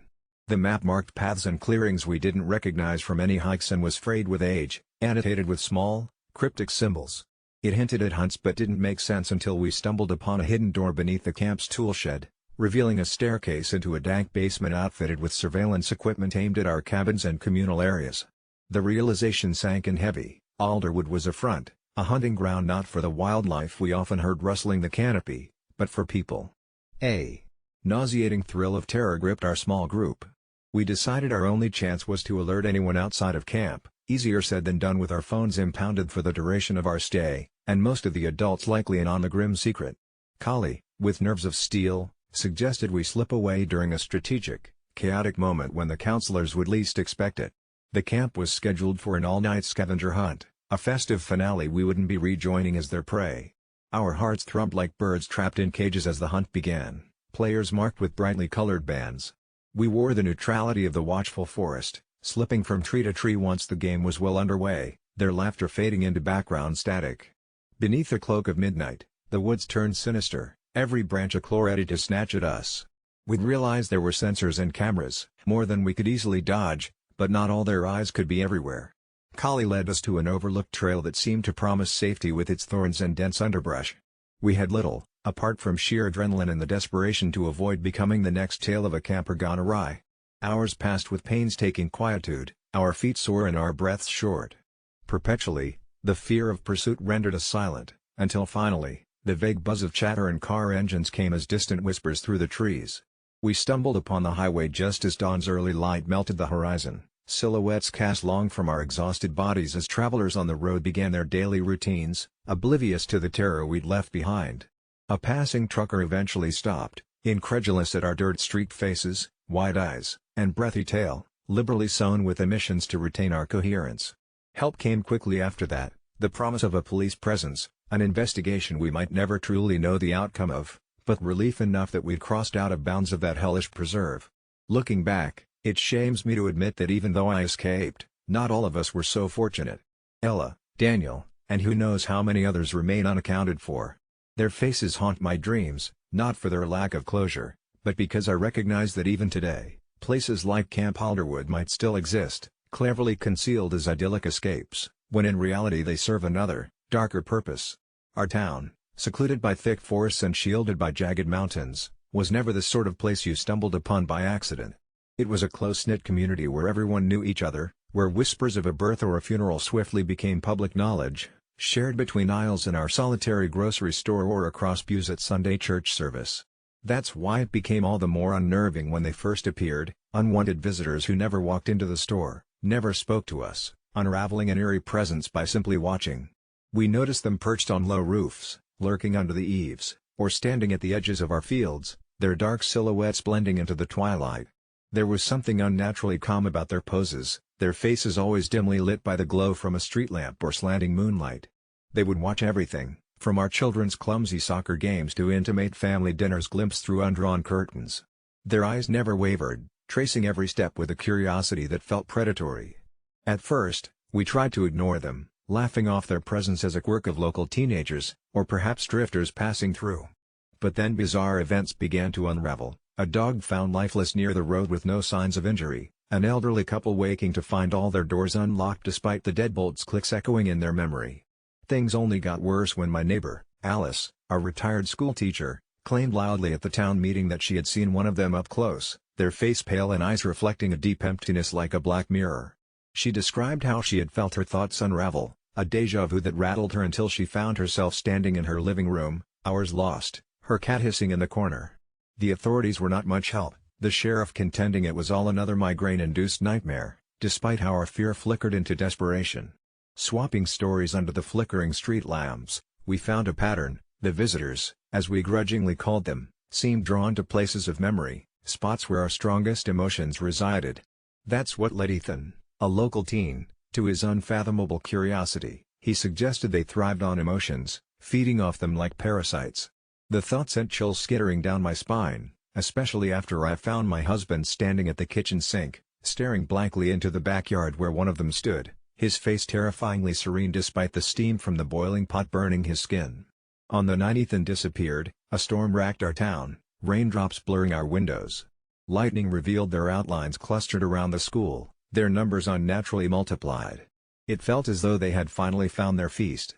Panic prickled our minds, but leaving was unthinkable, as many had cars that refused to start, and others found the roads had become indistinguishable marshes. In a storm-soaked frenzy, we decided to confront them, emboldened by anger and helplessness, marching towards the school where they watched undaunted, their impervious eyes reflecting our desperation. But as we drew closer, their edges blurred and faded into the downpour, dissolving like chalk drawings washed away. We searched the school grounds, calling out Ethan's name amidst the thunder's rumble, but found nothing except his rain-drenched backpack near the swings. That was the last night they watched us, the town enveloped in a tense quietness afterward as if holding its breath. Life resumed, but a sense of mortality lingered, forever haunted by the memory of their vigil. To outsiders, our town remains as peaceful as ever, but for us, it is a quiet facade marred by an aching void, a hollow left by the visitors who took with them a piece of what made us human. When I first posted an r/a myth asshole, I thought I was just venting. Who would have imagined the whole thing would unravel into a night of unearthly horror that I'm still struggling to comprehend? It began with a regular visit from my sister and her 6-year-old son, Alex. I met them in the kitchen, half listening to Alex chat about his obsession with trains, as I brewed myself a particularly large glass of iced coffee. It was one of those oversized novelty mugs, and for whatever reason that day, I needed the caffeine boost. My sister grimaced when she saw me pour it, making some passing comment about how Alex shouldn't have too much caffeine, even though I, an adult, was the only one drinking it. We laughed it off, dismissing it as another overprotective parent moment. But something shifted in Alex's demeanor as I took that first sip. His chatter stopped abruptly, his eyes fixating on the mug with a strange intensity. I thought he was just curious, but the hairs on the back of my neck stood at attention when he whispered, "The keeper doesn't like when people drink from his cup." Shivers ran down my spine, the air becoming inexplicably heavy and cold. "Keeper? What are you talking about, Alex?" I asked, trying to maintain a light tone. He looked up, eyes wide and sincere, stating, "He's the one who watches while we sleep." I laughed nervously, thinking it was just a child's imagination spinning tales. But the atmosphere grew eerily tense, the thin line between reality and imagination blurrier than I'd like. That afternoon, the incident slipped from my mind until later when I was alone, the skies outside darkening, encased in a silence that buzzed like static electricity. As I sat in the living room scrolling through my phone, I stumbled upon a post about ancient artifacts with cursed bindings and couldn't help but think of Alex's comment. The hairs on my arm stood again when the room's temperature dropped noticeably, and the lights flickered as though arguing with the electricity to stay on. Just then, a deep, resonating hum began to echo through the walls, almost like a low growl vibrating through the house's bones. I jumped to my feet, the mug forgotten next to my phone, when I noticed a shadowy figure at the periphery of my vision, near the kitchen doorway where the mug now sat innocently enough on the counter. Moving closer, I saw it, a figure that seemed to slither before solidifying into a distinct shape. It was tall, impossibly tall, and its presence loomed over the small confines of my kitchen as if the very dimensions of reality bent to accommodate its form. I blinked rapidly, hoping my eyes were playing tricks on me, but the shadow stood firm. For a heartbeat, everything was silent, even the hum had stopped, and the air seemed suspended in that impossible moment. The keeper, if that's what it was, stood there, its eyes, or what seemed like the absence of them, piercing through me, with a knowing gaze that felt ancient and hollow. "You're not supposed to drink from his cup," Alex's voice echoed distantly in my mind, his innocent expression a stark contrast to the malevolent energy now suffusing the room.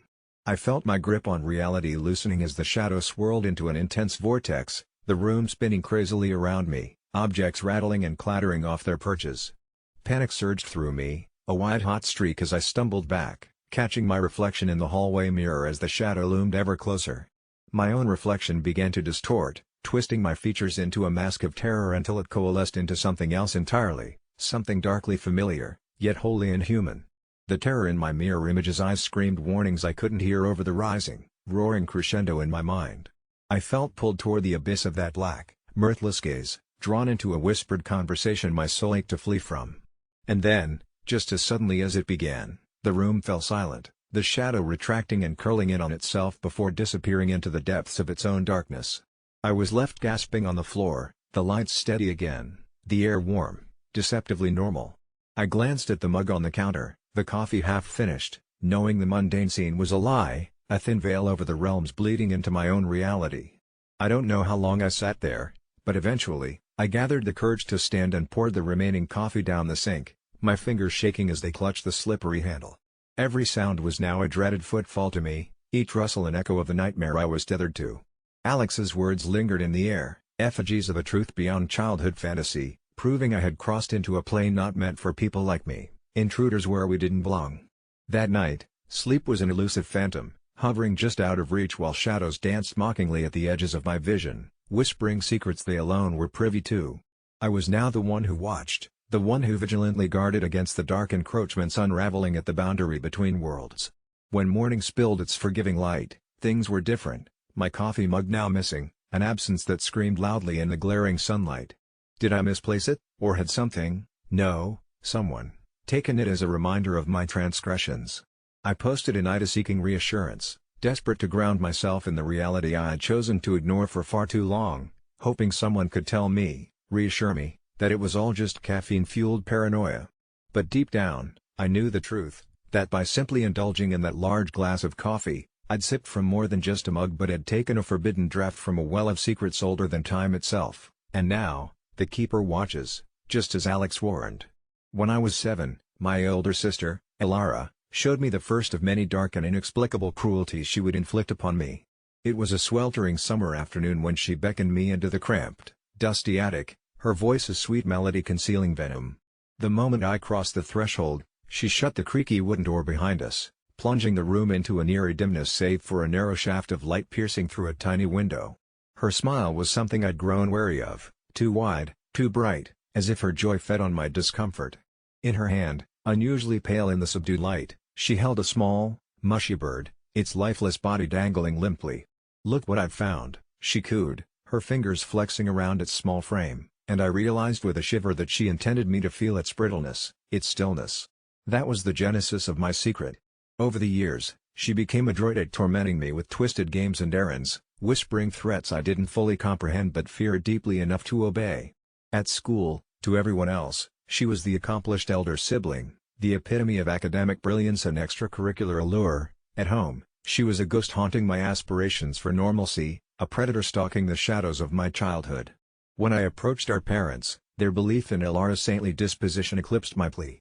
The sharp rebuke in their eyes sent me spiraling into silence, reaffirming my position as a fluctuating variable in Elara's sadistic calculus.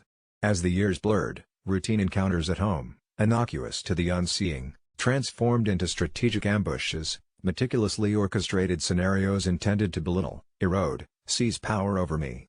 Tripping me discreetly when relatives were over, sowing doubt in teachers' minds with those meticulous tales spun with calculated precision, each act was a ritual dissection of my spirit.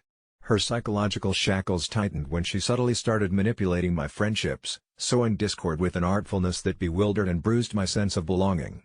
Yet, recounting these tales, I remind myself that it was the dinner party 5 years ago, a famous crux point, that undid me. Elara, now thriving in her respectability, had gathered the family, her friends, colleagues, peacocking before them while I merely hovered by the fringes, a peripheral shadow in her well-lit world. That night, within the falsely jovial confines of our dining room, something snapped. I don't quite recall what prompted the exchange, perhaps it was the wine, or the sheer weight of her blithe omnipresence that had me confronting her. Words tumbled out, a torrent of repressed confessions, her malice, her despotism, my silent suffering, all threadbare and exposed. The room shifted uneasily, and in that spotlight, Elara's charm faltered for just a fraction of a heartbeat, a flicker of the truth. I had expected vindication, a collective understanding, yet was met with the cold eye glare of collective disbelief and suspicion. Elara, ever the master of manipulation, rode the storm with tears, ingeniously turning the tables, fashioning my breakdown as an unfortunate, unprovoked outburst. Her performance was Oscar-worthy, a melodrama of concern, with tender reassurances muting any residual doubts among our guests. For every scream for help paralyzed behind my lips, Alara had a ready, meticulously curated counter-narrative. The psychology of her tactics lay in their cunning simplicity, like a stealthy poison administered drop by drop, killing not the body but the spirit. Retreating into the folds of apology, feigned smiles stitched up my lips, grim acceptance blanketed my logic. Alone with my thoughts once more, my reality twisted inward, curled around my heart, a silent resentment I dare not nourish lest I implode. Yet tonight, a decade past that pivotal night, the shadows she's laying are no longer my shackles but my stepping stones. It started with a simple journal. Idle scrawling thoughts expanded into conversations with those tethered to their own tales of malice and oddity. Strangers became allies, my whispered truths echoed in other unheard voices across boards, stories like pebbles cascading into the vast ocean of shared understanding. The irony hasn't escaped me, perhaps Alara's inadvertently given me clarity, gifting me insight into the minds of those who bask in darkness. The shadow of her legacy remains, echoing in the spaces between memory and reality as I pen these words. Not for justice or vengeance, these are aspirations for the unwounded, but for delineation, for acceptance of the void she created.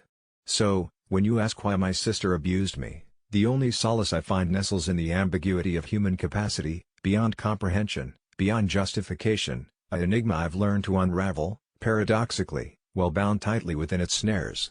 I never thought I'd cross this line, but desperation and curiosity got the better of me. You see, my friend Alex and I had known each other since college. We were close enough that crashing on each other's couches after a night out was a norm.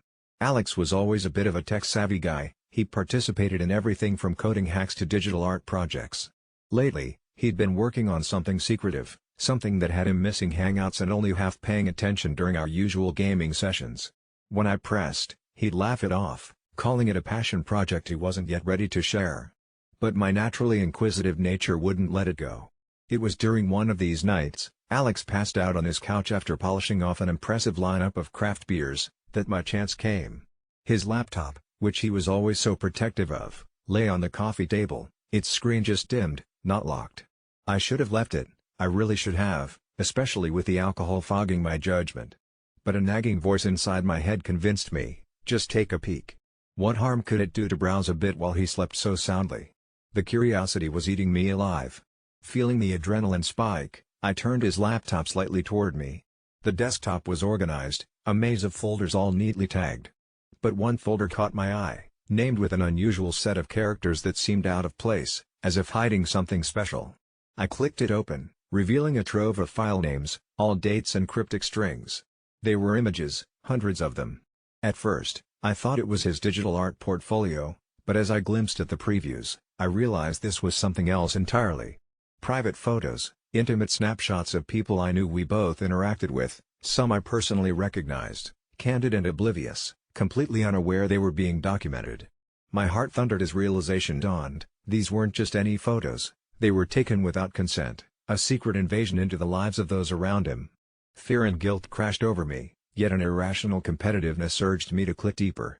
In some sick way, I told myself I needed proof, and maybe then I'd confront Alex. But as I scrolled, the severity of what I'd done hit harder. I wasn't just a bystander now, I was implicated, complicit in this breach of trust. The uncertainty of whether Alex noticed stung my thoughts, and a plan hatched in the adrenaline-laced cirque of my mind, transfer them onto my USB. Then, I'd have insurance against whatever madness this was. I could wield this as leverage. Maybe Alex needed help, I reasoned, or maybe he was just going off the deep end without realizing it himself. Either way, these photos had to go somewhere safe before he woke. Hastily, I finished the transfer, my hands shook, my conscience screamed, and still, I shoved the flash drive into my pocket like it was burning a hole to freedom. The next morning was blurry, bleary-eyed from half a night's sleep, and a head pounding with regret. Alex awakened, none the wiser to my late-night escapade. Over coffee, he seemed normal, friendly banter resumed, dissolving into typical shared memes and laughable morning chaos. But my perception of him had changed irrevocably. The laughter felt forced, strained under the knowledge that I was sitting across from a stranger with dangerous secrets. What haunted me most was the choice I now bore, confront him and potentially lose a friend, or sit on this dark secret, risking exposure if he found out what I'd done. But as days passed, something shifted in Alex. He grew guarded, as though sensing an invisible rift had spread between us. He stopped inviting me over, our conversations thinned out, faces reduced to avatars in a chat room. Weeks turned to months, and paranoia shadowed my every step. I felt the burn of those illicit files constantly, the USB a cursed artifact hidden at the bottom of a drawer, waiting for its day of reckoning. In restless dreams, Alex knew everything, and confrontation always ended in dread, accusations, friendships shattered, or worse, a sinister, vengeful alter ego that Alex transformed into, ready to pull me under along with his secret. Amidst this chaos, I reached a defining moment. I needed closure. I contacted Alex, masked my nervousness with a light-hearted excuse to reminisce about old times. He agreed, though his voice hinted an undercurrent of unease. We met at a bar we frequented in better times, our chat dense, deliberately trivial. Then I acted. My heart battered against my ribs as I slid the USB across the sticky lacquered table. His eyes darted from mine to the small device, and back, questioning. It was now or never. My confession stumbled out, words tripping over shame, fear, and thiox of remorse. Silence stretched, a pause the length of eternity where his expression was a void. Then, slow recognition anchored his face, his casual demeanor dissolved into something chillingly calculated. "You shouldn't have done that," he said softly, a strange calmness in his voice that frightened me more than shouting ever could. "You don't know what you've interfered with." His cryptic reply swirled into my mind like a dark cloud, and I realized there was much more hidden behind those files than I'd ever imagined. He pocketed the USB, leaving a parting warning that left my veins frozen, a promise of consequences yet unspelled. His calm threat lingered in the air like a toxic mist, and abruptly he was gone, leaving me alone to unravel my own tangled web of guilt and intrusion. The fear still haunts me, knowing the extent of Alex's true nature remains a shadow tale I glimpsed too late. But the tangled knot of what I'd done feels irreversible, a thorn that stays wedged deep in trust and friendship erstwhile lost. I've come to realize it's not just the photos that changed everything, but stepping into a dark tunnel with no end in sight, where friendship might not survive, or worse, where it mutates, leaving nothing but ruin in its wake. Sam and I had been together for 3 years when I stumbled upon the first hint of our unraveling. A routine evening, the sun had just dipped below the horizon, leaving the sky in shades of navy and plum. Sam was in the shower when his phone buzzed on the kitchen counter, a notification so persistent it breached my attention as I mindlessly scrolled through social media. It was a message preview from an unknown contact. "Can't wait to see you again." I felt a cold weight settle in my stomach, a leaden weight that warned me against opening it, but my fingers moved independently of my conscience, interacting with the screen to reveal a conversation steeped in intimacy and lies. It turned out Sam had an entire life I wasn't aware of, a life textured with secret rendezvous, whispers on the phone, and affectionate exchanges with someone he described as the one who truly understands me, and messages he never expected me to see. My heart twisted, a visceral knot of betrayal, disbelief, and aching anger, as I scrolled through each exchange, vividly painting a picture of infidelity in my mind. Each word I read was a dagger, twisting and turning in a wound that would not close.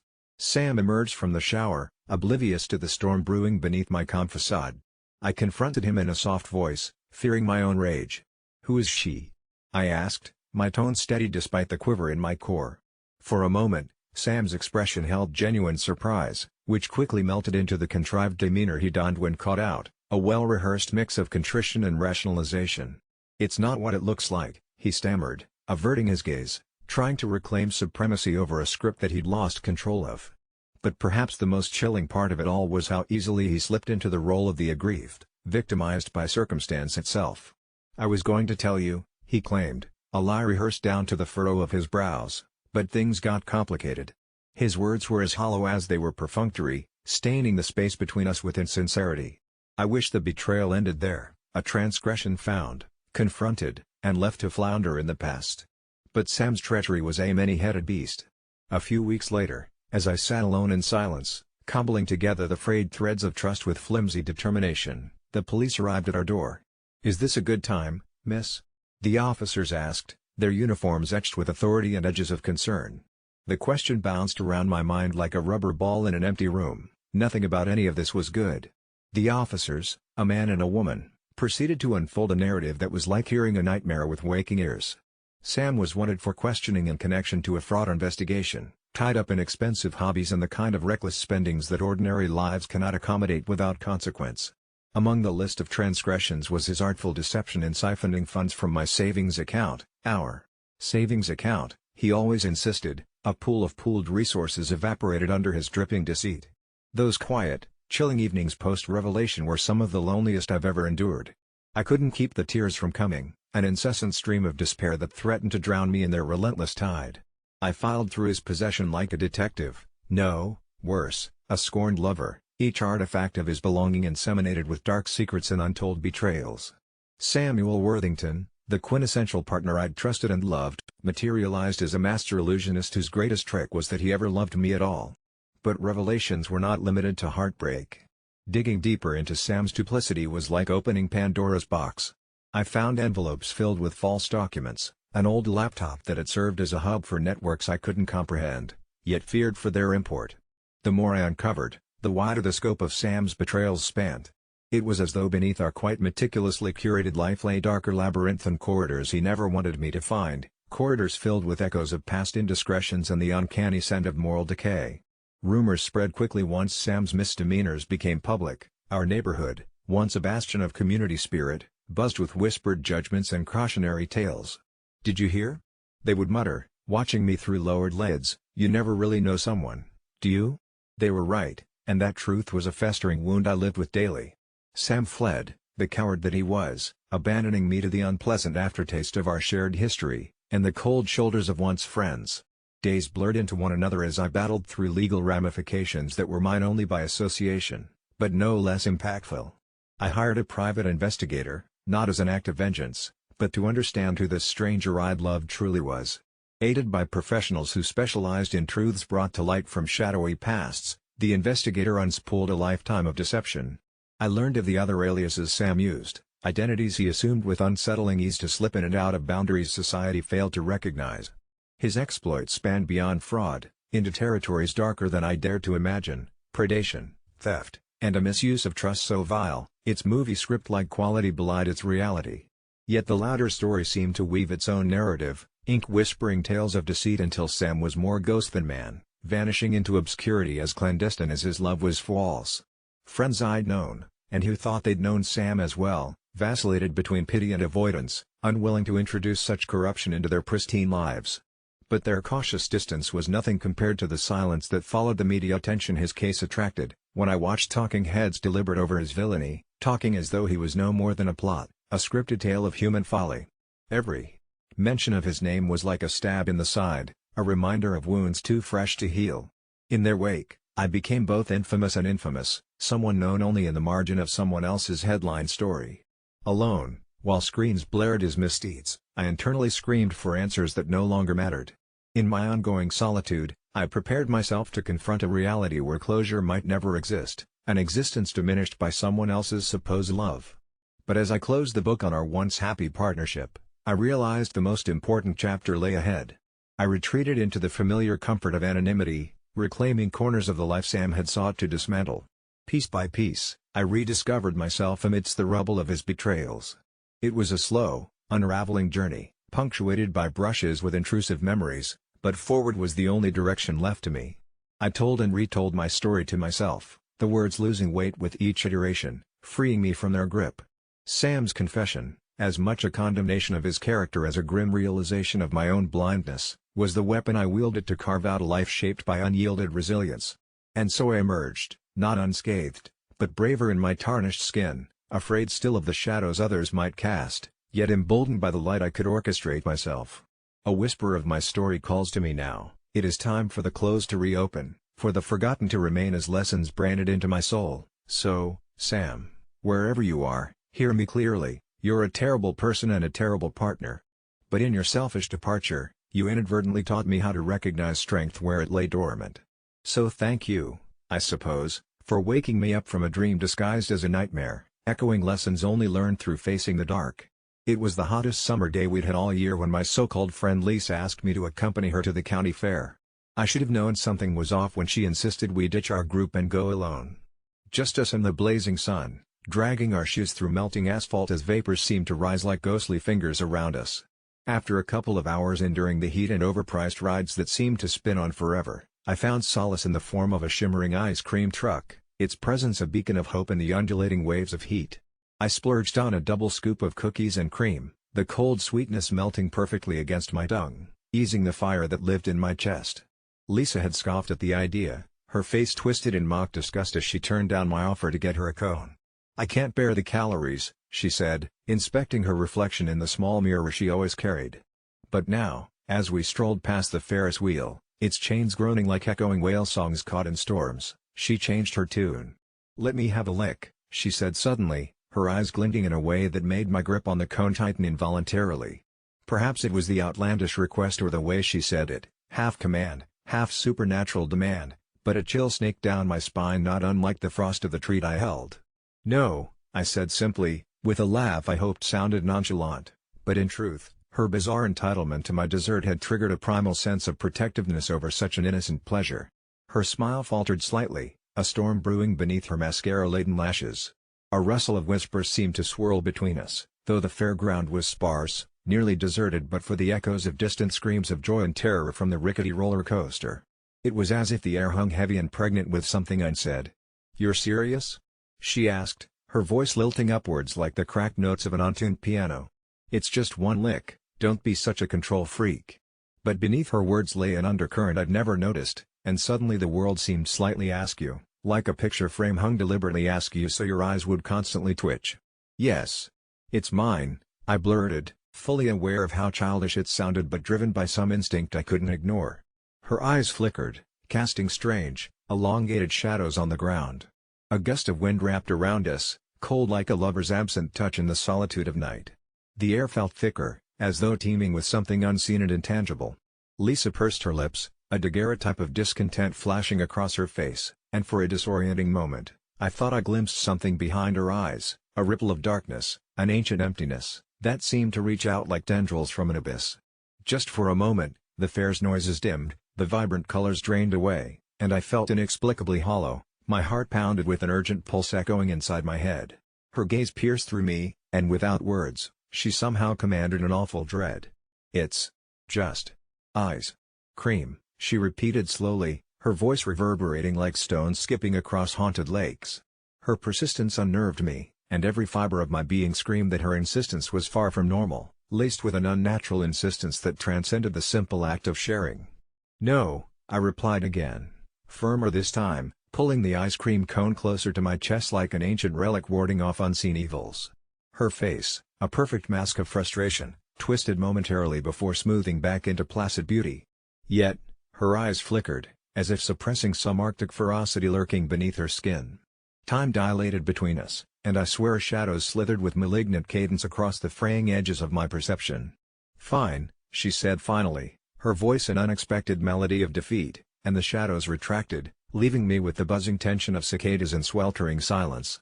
I expected her to storm away in predictable anger, but instead, she lingered, her smile unwavering, as if she were communing with something that lay between the folds of reality only she could perceive. Something wicked brushed against my consciousness, sly and serpentine, whispering untold truths and promises in a language I couldn't understand. With growing unease, I watched as she turned, retracing our steps, her figure seemingly fading into leaden clouds as she walked away. An oppressive weight lifted, and I inhaled sharply, only then realizing how shallow my breaths had been.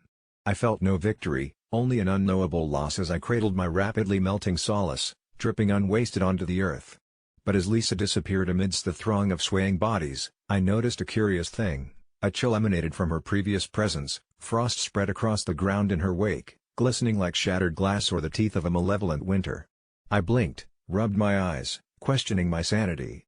And that night, as I lay in bed, dream sitters perched upon my chest, pressing silence into my broken dreams. She visited me again, countless voids swirling in her ever-demanding eyes, whispering cryptic tendrils of sounds that tugged at the seams of my reality.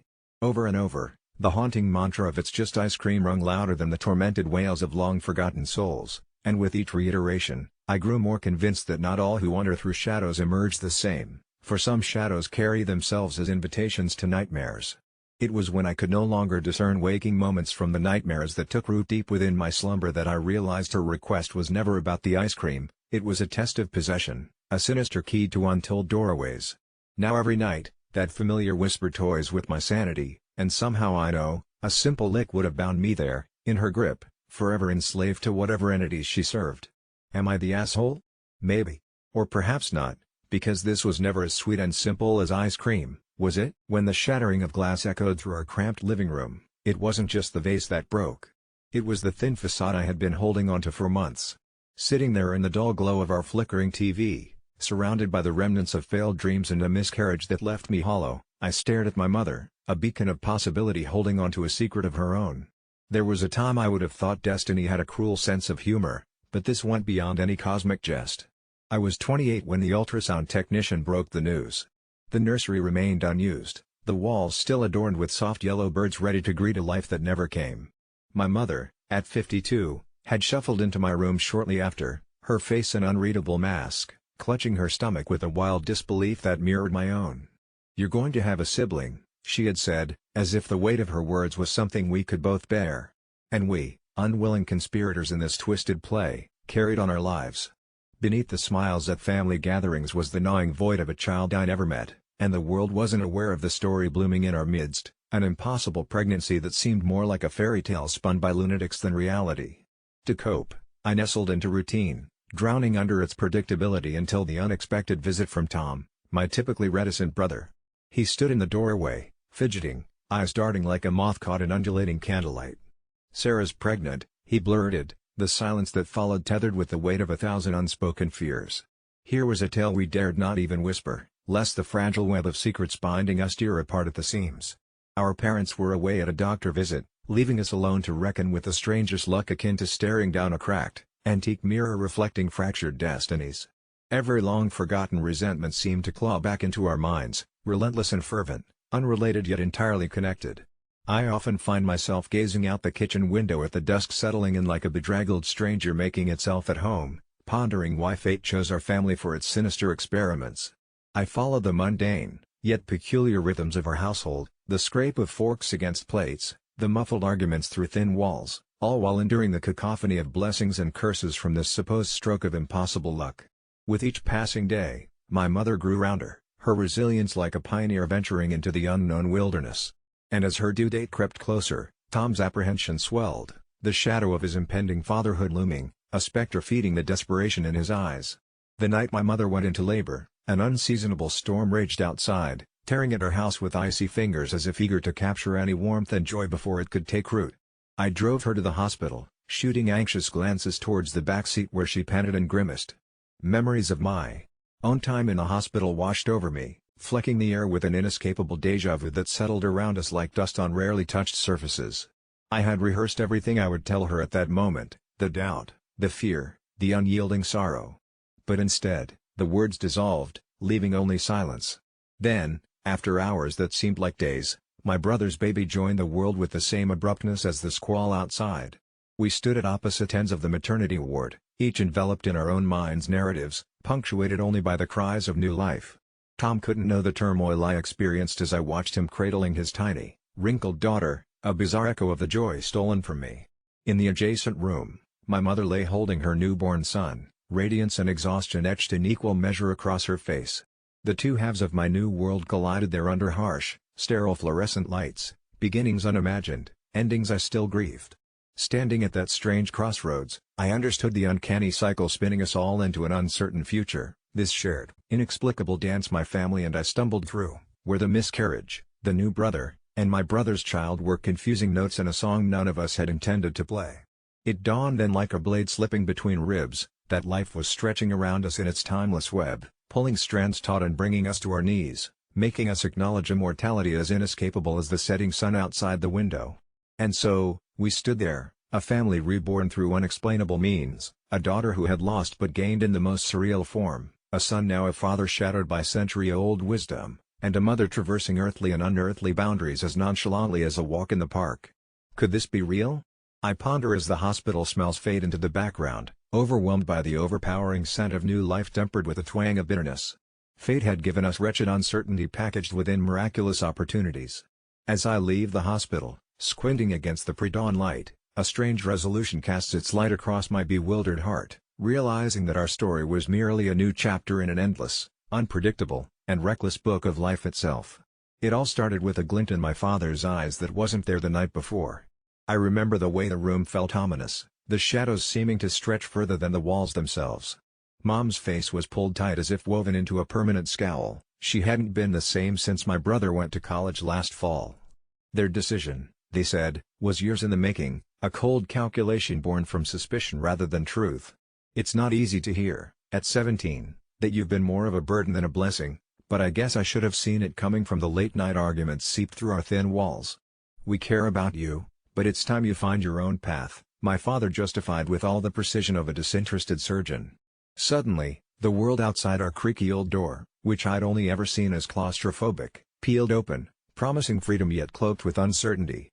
That night, I didn't bother arguing. I quietly packed the essentials, a few clothes, the faded yellowed photograph of my childhood dog, an old flashlight, as if I was camping instead of homeless. The dim street lights flickered with insincerity, but I felt an unexpected sense of liberation as I walked along the familiar road that had never seemed ready to welcome me before. You see, I grew up in Hollow Creek, a splotch of forgotten suburbia dotted with secrets that only dared to whisper after sunset. At the town's fringes lay the old Brackenwood Asylum, its silhouette carved against the skyline like a forgotten giant. Rumors of hauntings and madness clung to it in stubborn earnestness, yet it had always beckoned to me with the allure of the forbidden. Adrift and without a destination, I found myself standing before its rusted gates that creaked open invitingly, as if they had been waiting just for me. Inside, the air was thick with unspoken promises and the kind of quiet that buzzes with life just beneath the surface. The corridors wound like veins through the heart of the building, each step echoing with a symphony of forgotten voices and misplaced footsteps. My heart drummed a cacophonous beat against my ribs, but the fear I felt was almost exhilarating. Every shadow seemed to dance with intent, every gust of wind whispered my name with an intimacy that was unnerving yet strangely comforting. It didn't take long before I found others there. Other souls cast out from the warmth of family, a ragtag community living in the skeleton of something that felt both alive and dead. "We're all confessions waiting to be heard," said Iris, a girl who seemed as fragile as the porcelain dolls left strewn in the asylum's upper ward. With her was Luke, an artist who painted his past in strokes of mistrust that colored the entire East Wing. And there was Sam, who claimed to be followed by his personal shadow, but we all had our own ghosts here.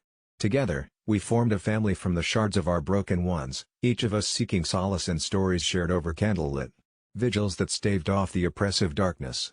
It was in those moments that I learned the power of vulnerability, how fear can cement bonds stronger than blood. From the asylum's rooftop, I found a perch where the world below seemed both distant and achingly close, where hope rose like mist with the dawn.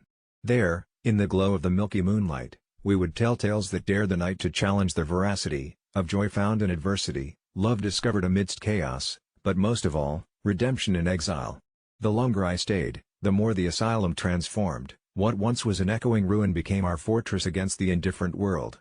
I found that being thrown out had granted me a freedom unimaginable, a chance to rewrite what it meant to belong, not of place, but of shared purpose. Perhaps it was curious irony that in the halls of madness I found sanity, cradled within our makeshift family of strangers. Sometimes, the past haunts me like cold fingertips brushing against my skin. I hear my father's voice questioning if they did the right thing, hear my mother's regret cloaked in silence, but this melancholy has been my greatest teacher. Weeks turned to months and strength grew from fragility, even as whispers from outside grew of new owners to reclaim the asylum ground. Yet it was with confidence now that I faced the future as we braced for inevitable partings, our family splintering yet again, this time with determination and dreams yet unfurled. Walking away that final night, a buoyant warmth tucked into my heart like a treasure, I realized being cast out was indeed the best thing that could have happened. It was a beautiful, terrible act that thrust me into the wild and wonderful unknown, where I learned salvation sometimes wears the face of despair, and deliverance lies within the walls we build from dust and dreams. When I was a kid, "Everything will be okay" was my dad's mantra, a soothing melody that played through our home like the notes of an ancient lullaby. I believed it, wrapped myself in its promise like a blanket on a cold night. But childhood innocence is a fragile thing, much like glass that's beautiful yet perilous when shattered. The cracks began when my dad, once the robust pillar of my world, started to slump into himself, like a clock slowly winding down. It first manifested in the little things, missing tools around his workshop, forgotten names of old friends, but when he began confusing my birthday for my sister's, I knew something was terribly wrong. Despite the doctor's white coats and sterile reassurances, their words felt hollow, more for themselves than us. Early onset Alzheimer's. Dad's strong hands that built my treehouse now fumbled with the simplest tasks, shadows haunting the blue of his eyes. I moved back home, abandoning a nascent career, clutching onto threads of our past life, trying in vain to stitch together our unraveling continuity. "Will it get better?" he'd ask, his voice fragile as paper. "Of course, Dad," I'd lunge, hiding the tremor in my voice. But how could I confess? How do you tell the man who taught you bravery that the monster lurking under his bed wasn't one you could scare off with a flashlight? The worst part was the intermittent clarity, the moments where he'd look at me, really look, and whisper, "I'm slipping, sweetheart, aren't I?" I'd choke back the truth, forcing a smile, knowing denial was a privilege I couldn't afford. Every forgotten memory was like a funeral, mourning the loss of pieces of my dad while pretending life went on uninterrupted. Mom tried to maintain her stoic demeanor, yet I saw her falter, misplacing keys and burning dinner more often, as the reality of our situation flayed her sanity. I stepped up, or at least I tried to, cooking meals he forgot to eat, telling stories of our childhood he no longer remembered. The nightmares came next, taunting specters dragging him from sleep to waking confusion, leaving him breathless and me with another flammable reminder that no, nothing was okay. I started recording his better days, convinced that digital memories could survive what biology could not, but every time I watched them, the gaps in his presence echoed louder, a chilling void where affection used to reside. Then came the day I dreaded most, when my name slipped from his memory like sand through an hourglass. "Who are you?" he asked, the desperation in his eyes something my heart never imagined before. Masking my crumbling insides, I answered, "It's just me, Dad," as cheerfully as I could muster. It felt like betrayal, a deceit I willingly wrapped him in. The reality he deserved was beyond my courage to deliver. I fantasized about finding a miracle cure, something to rewrite the unyielding etchings of his diagnosis, but reality is an unforgiving teacher, and all I could do was stand silently beside him, holding onto his hands as desperately as I held onto memories. Now, as we prepare to admit him to a full-time care facility, a kind place with smiling nurses and pastel walls, I am tormented by guilt, the knowledge that I've prolonged the inevitable. As I helped him pack, folding clothes with care, he looked at me with fluid tears pooling in his gaze. "I used to hold you when you cried," he said, a fragile recollection that floored my very soul. "I remember, Dad," I replied, "you always said everything would be okay." As the words left my lips, a bitter laugh escaped my chest because here I was, an adult now, a picture-perfect paradox of the child he once knew, telling the most significant lie of my life. The absence of hope is insidious, burrowing deep, a thief of the sincerest kind. For the truth is, everything will not be okay, and I am terrified of the unknown darkness that awaits once he's gone, a finality to our shared lives. As they gently escorted him away, I lingered behind, clutching a family photo tightly, knowing that while his body might forget, his love will forever haunt the fragments of what remains of my heart. I never thought a simple birthday gift could lead to an unraveling of reality, but here we are. It was my girlfriend Sarah's birthday, and despite being together for 3 years, I still struggled with gift-giving. I had heard her mention, perhaps in passing, that she adored handmade crafts with a personal touch, so I decided to make her a quilt. I had no experience with sewing, but how hard could it be? After weeks of late-night YouTube tutorials, I finally stitched together something that resembled a blanket more than a quilt. It was imperfect yet heartfelt, comprised of fabrics cut from clothes that held memories, ours together. On her birthday, her face fell as she unwrapped it. But as soon as her fingers traced the fabric, her expression twisted into something between disgust and fear. "Do you not like it?" I asked, bewildered. "It's not that," she whispered shakily, "it's... he made me one just like this." My stomach dropped. She had never mentioned an ex-boyfriend skilled in quilting 101. He was Anthony, a man she had shown me an old photo of, tall, brown hair, a ghost of someone who left her long ago. We laughed it off, dismissing it as coincidence, until that night. As I drifted into a restless sleep beside her, I heard the undeniable shuffle of fabric from the corner of the room. I switched on the bedside lamp, only to find nothing. Just the quilt, now sagging strangely over the chair. Sarah was already awake, eyes darting between me and the quilt. "It's just fabric," I reassured, though uneasy. Suddenly, the room grew cold, as if an unseen wind whispered terrible secrets into our ears. As Sarah dozed uneasily, I stayed awake, listening to the silence punctuated by my racing heart. Sleep claimed me eventually, but I awoke to a whisper, a name, Her name, uttered in a voice that wasn't mine.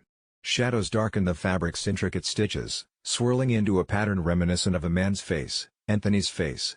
Panicked, I gathered the quilt, intending to dispose of it immediately. But Sarah stopped me. "Once you make it," she explained in a voice alien with fear, "he comes." Her gaze was distant as if navigating an internal battleground of memories. "He said if I ever received another." She trailed off, shivering. Desperation clawed at my mind as I pleaded for clarity. She finally conceded that Anthony, in a twisted passion, had crafted and cursed the last quilt before he took his life, binding his spirit to it. If someone unknowingly replicated the gift, his spirit would return. "We could burn it," she suggested quietly, a last resort in defiance of the legend, but fear lingered that we'd only fan the flames of his wrath. Days passed, brimming with paranoia, as every creak of our old apartment signaled his approach. I caught glimpses, from corners, in mirrors, the quiet afternoons warping into nightmarish visions of him staring back with cold black eyes, unblinking, angry. Our haven felt violated, a mausoleum of dread. One evening, Sarah's tearful eyes met mine as she whispered moments of shared happiness with him, moments now poisoned with this spectral afterlife. We decided to burn the quilt, despite her trepidation.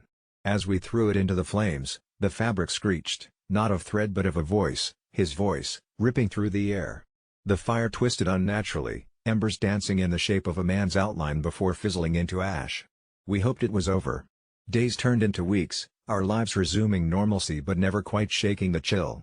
Yet the sense of foreboding buoyed beneath the surface like an untold horror lurking in daylight's shadow. Then came the dreams, not nightmares, but vivid, intimate moments with Sarah, different, loving and sinister. They weren't mine, I realized one unsettling morning. They were his. Inescapably, he had tangled himself with us until reality and his phantom memory became indistinguishable.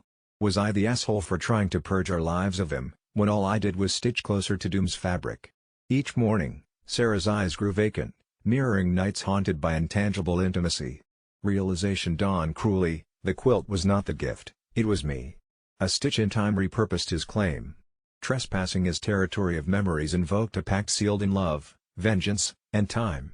Now entwined in this labyrinth of longing and jealousy, my act of innocent thoughtfulness awakened a tapestry of terror. As I look over at Sarah, I see not a companion but a buffer between what is ours and what's claimed by him. And when I'm alone, sound asleep, his eyes find me still, always watching, eternally waiting for the silhouette of that cursed quilt to wrap around us once more. It was just another Saturday evening, and the craving for greasy, cheesy goodness crept over me like a comforting, yet unshakable presence. The neighborhood pizza joint, Tony's Slice of Heaven, was renowned for its Chicago-style deep dish pizzas, and I'd been salivating over the idea of their signature creation all week. At 7 p.m. sharp, I made the call. "Large deep dish, extra cheese, loads of pepperoni," I said, hearing the boredom in the kid's voice who took my order. His monotone confirmation and estimated time for delivery seemed off, 45 minutes instead of 15, suspicious for a place 5 minutes down the road. Time dragged heavily as I waited, stomach growling, mind daydreaming about the perfect blend of flavors and textures. The delivery was late, of course, an hour and a half late. It's hard to express the kind of hunger rage you develop when you start at very hungry and end up starving while just waiting. When the doorbell finally rang, I didn't care to check the peephole, assuming it was the teenage delivery driver, apologies rehearsed and payment calculator ready. Instead, I opened the door to a void of silence with no one in sight, until a box was slowly pushed through the entrance. At first, I thought it was a prank until I noticed a dank smell wafting from the dark hall. It didn't smell like food, more like wet earth. Phone flashlight in hand, I peeked into the hallway. No one. My building's corridor was empty, the lights flickering as if protesting their exposure to someone, or something, unexpected.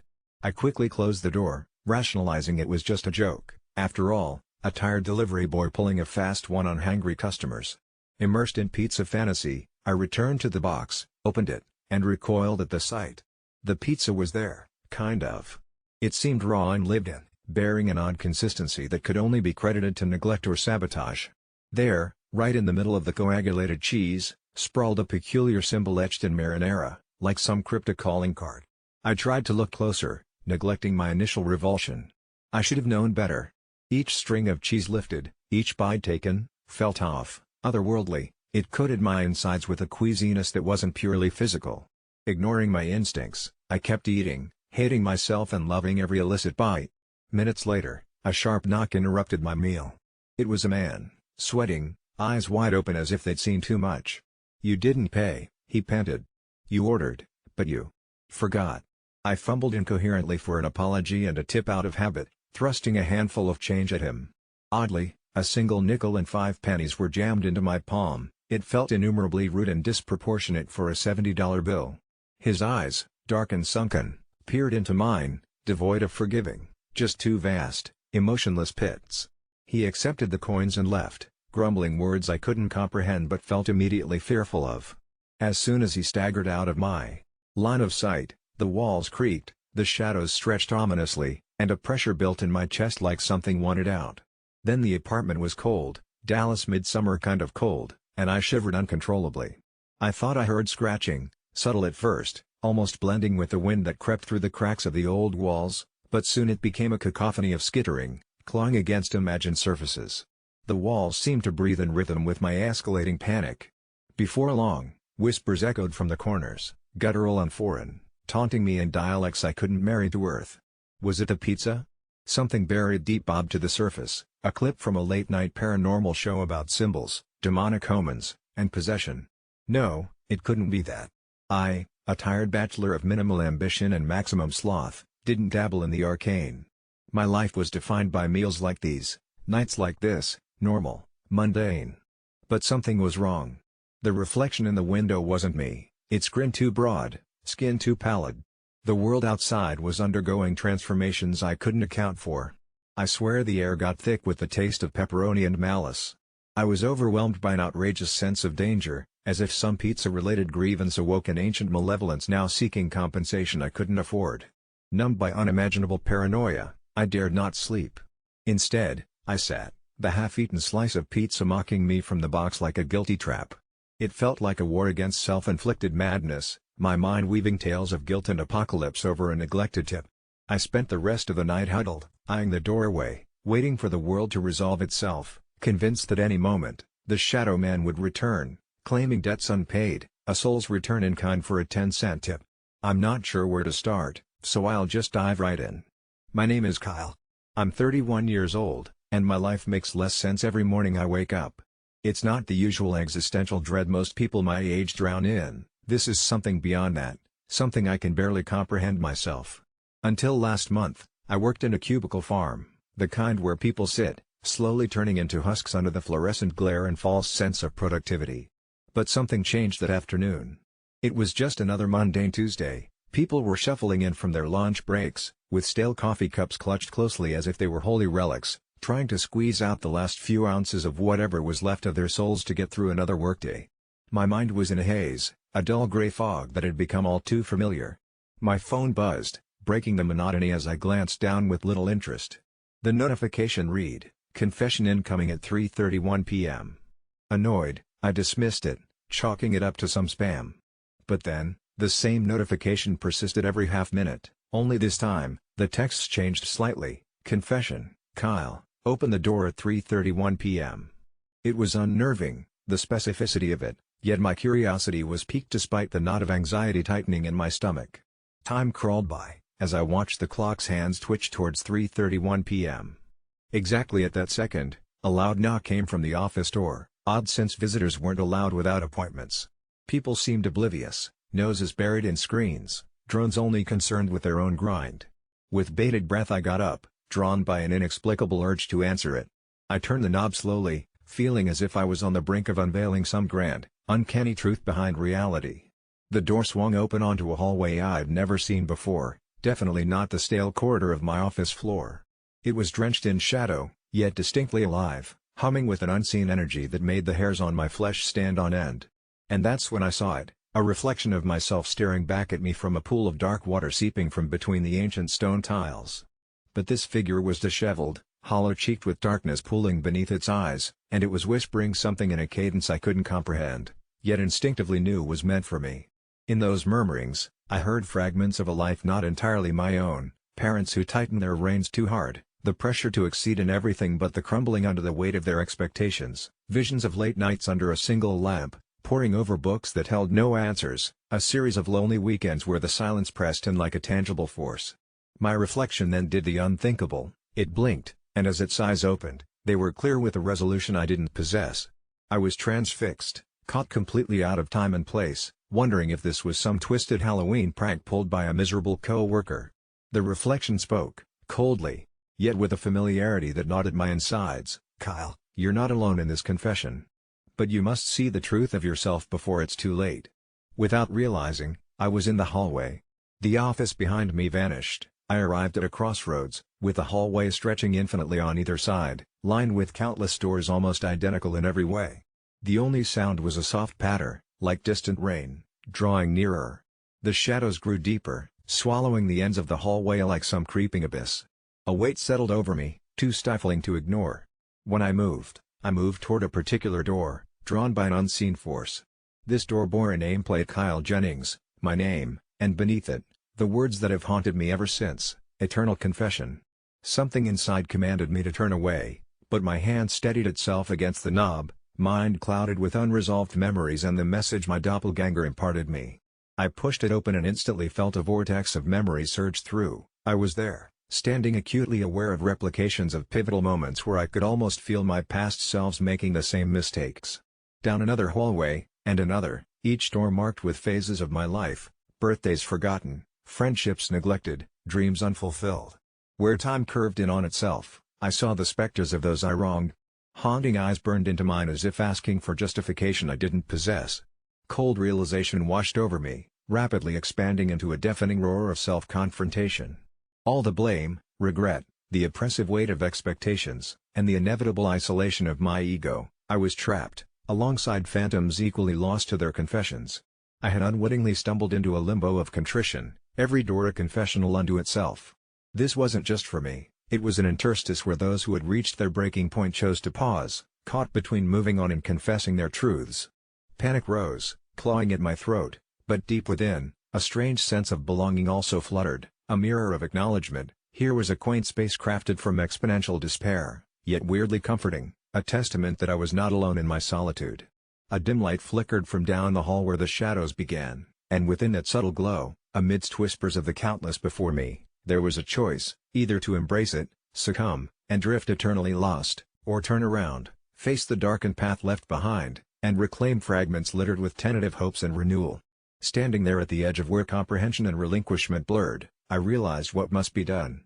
It wasn't about finding the point in going on, perhaps it was about living with the uncertainty, finding meaning in the echoes even when they were veiled. The path didn't have to be clear, but it had to be traversed. I took one backward glance into the depths of missed confessions before striding purposefully back, embracing each silent step forward. If this place could exist, then perhaps I could write my own confession on a blank page. Not bound by echoes but by the authentic desire to strive onwards despite the fog. Maybe, just maybe, that's where I might begin to see my point. I always hated going to family gatherings at my parents' house because of my older brother, Mark. He had this knack for picking apart every flaw and emotional moment I ever had, a habit that stemmed back to when we were kids. Our last family dinner turned particularly sinister and has left me questioning whether I was right or wrong in finally snapping. It was meant to be a small, quiet evening watching a movie with our family and some friends of Mark, who had recently returned home after his abrupt breakup with his fiancée, a woman so sweet it seemed impossible she had ever seen a bad day. We were halfway through a horror flick when a particularly emotional scene came on, hitting too close to home for reasons I hadn't quite prepared myself to confront that night. My eyes welled up, and I tried my best to discreetly wipe the tears away. That's when Mark, sitting across the room with a self-satisfied smirk plastered across his face, decided to pipe up in front of everyone. "Oh look, here comes the waterworks. You still cry like a toddler, huh? Man up, won't you?" His words cut through the room sharper than the knife we had just seen on screen, and the laughter that followed from his friends was like a chorus of taunting ghosts echoing through the shadowed spaces of my mind. I felt my stomach coil like a snake ready to strike, embarrassment roiling into anger, and before I knew it, my voice was slicing back across the room, louder and more intense than I'd meant it to be. "At least I can show my emotions, unlike you," I began, "and maybe that's why she left. Ever thought you deserved to be dumped, Mark?" The statement dropped like a bomb. Silence fell over us, thick and suffocating. My parents froze, tension straining their polite smiles into grimaces, and Mark's friends looked anywhere but at him or me. Mark's expression changed rapidly from shock to something darker, something that, in retrospect, I should have been wary of, reminiscent of an old, sleeping wound being torn open. It was as if time slowed, the room contracted, and for a heartbeat, everything felt fragile, like the tenuous calm before a storm. Mark stood up abruptly, his chair groaning across the wooden floor, and the air itself seemed to swell with an imminent threat I couldn't place. It was then, from somewhere down the lonely corridors of my memory, the warnings I had ignored started to surface, and I recalled the whispered rumors surrounding his breakup. No one had discussed it openly, but his fiancée's disappearance and their sudden separation wasn't due to a simple lover spat. There had been whispers of control, stories of nights that didn't end well, and the unnerving prospect that Mark wasn't just the brother who taunted me, but someone capable of more. Far more sinister things than childish torment. In that moment of confrontation, something shifted in his gaze, a flicker of malice I wasn't prepared to comprehend. He took a step towards me, and instinct kicked in. A deep-rooted survival instinct that set my heart racing. My mind flashed to the stories I'd heard about his temper, the reason his fiancée left in the dead of night, never to come back. The room felt like it was tilting, bringing with it a bizarre clarity. I'd crossed a line with someone unpredictable, someone I should have feared rather than challenged. I mumbled an apology, my voice barely audible over the rush of blood in my ears, and excused myself, stumbling into the cold, damp night. Outside, the wind howled like a beast from the depths, giving voice to the fierce whirling inside me. The night cloaked me, reminding me of all the times I had felt insignificant, but no longer safe, now submerged in a sea of my own making. I stumbled home under the weight of all I had uncovered, the quiet darkness my only companion, wondering if I'd not only incited a family feud but unearthed the true reason behind my brother's broken engagement, a secret that even now threatens to invade my every waking moment. And I can't shake the feeling that I've invited something dreadful into my life just by speaking those words, by cracking the facade of family harmony, provoking something in Mark that cannot be undone. Now, as I sit here writing this, each creak of the floorboards and every whispering gust sends chills down my spine. Part of me wonders if I'm merely awaiting retribution for speaking the harsh truth no one dared to face, or worse, waiting for Mark himself to come knocking. I can't tell if the shadows at my window are just a trick of the night or if they're carrying his lurking silhouette, awaiting a moment of confrontation I may not survive. When my brother Mark announced his engagement to Emily, our family was overjoyed. Emily was a pleasant enough woman, albeit with extravagant tastes, but nothing that seemed out of the ordinary. The trouble started when I was dragged, quite against my will, into the whirlwind of wedding planning. It was during one particular evening, under the dim glow of my living room lights, that Mark proposed the idea of me hosting the bridal shower. "It's what Emily wants," he insisted, his eyes pleading, a subtle desperation in his voice that I couldn't ignore. After some hesitation, I agreed, promising to plan a modest event. But Emily's idea of modesty turned out to be something extraordinarily different. The list of demands I received was more akin to a celebrity wedding than a pre-wedding party. She wanted an elaborate venue draped in costly silks, hors d'oeuvres prepared by renowned chefs, and a live band flown in from out of state. It was clear, even from the outset, that Emily's expectations far exceeded any rational budget. I tried to reason with Mark, outlining the financial lunacy of spending tens of thousands on a bridal shower, but he was ensnared in Emily's vision, blind to any practical concerns. So there I was, caught in a tangled web of familial obligation and financial sanity, struggling to set a boundary. Then came the chilling phone call late one night. It was Emily, her voice syrupy yet edged with steel. "I hear you're not on board with my vision," she intoned, slipping into the conversation with the grace of a serpent. I attempted to explain my stance, emphasizing the importance of practicality. At first, her silvery laughter seemed harmless, but as the conversation deepened, her tone turned sinister. She dangled my brother's affection like a carrot on a stick, insinuating that any non-compliance on my part would lead to a familial rift. I felt like I was bargaining with a fairy tale witch, where agreeing to the terms meant sacrificing something far more precious. As we spoke, the hum of static on the line grew louder, and I realized with mounting terror that Emily was not alone. Her words were interspersed with a low murmur, not quite audible, the sort of echo that sends shivers down one's spine. It was as if another presence latched onto the call, whispering in a language my ears couldn't comprehend. I was thrust into a liminal space, one foot in the rational world and the other teetering on the edge of something profoundly unnerving. Hanging up, the room seemed darker, shadows shifting in corners like silent sentinels. I shrugged it off as mere exhaustion, yet sleep eluded me that night, my mind haunted by Emily's unnerving insistence. The next morning, I resolved to stand firm, initiating a casual conversation with my family about the ludicrousness of it all. To my horror, they seemed entranced, speaking of Emily's desires as if bound by an invisible thread. Each suggestion for the bridal shower was met with enthusiasm, despite my objections being clear and logical. It was like they were charmed, their eyes glossed over with a strange fervor, Emily's will fanning the flames of their excitement. Was I the only one immune to whatever enchantment she'd cast? Desperation clawing at my insides, I ventured online, seeking advice under the guise of anonymity. The waves of virtual empathy washed over me, but a nagging sensation of being watched gnawed at my core. Several comments stood out, their phrasing familiar, the words mirroring Emily's voice. Paranoia took root, whispering that she had threads reaching into the digital ether, manipulating perceptions even online. Every night, the static-filled whispers haunted me, sometimes coming through my phone, other times while I lay, bleary-eyed, trying to sleep. Then, one particularly oppressive evening, as I sat alone, phone in hand, it buzzed with the vibration of an incoming call. Unknown number. Answering it seemed foolish, yet compelled by some unseen force, I accepted. The whispering was louder now, and unmistakably, it was Emily's voice overlaid with another, ancient and chilling. "You'll join us, won't you?" It was not a question but an expectation, a subtle coercion wrapped in charm's guise. My protest was immediate, visceral, my conviction steeled by desperation. "No, I will not," I declared into the void, shutting off the phone with trembling hands. But the room was cold, an echo of my words lingering as the air thickened with an oppressive gloom. Objects seemed to shift at the edges of my vision, and the unmistakable scent of lavender, Emily's perfume, permeated the room, a phantom presence. Days passed and reality seemed to blur, the boundary between fear and certainty dissolving whenever Emily was near.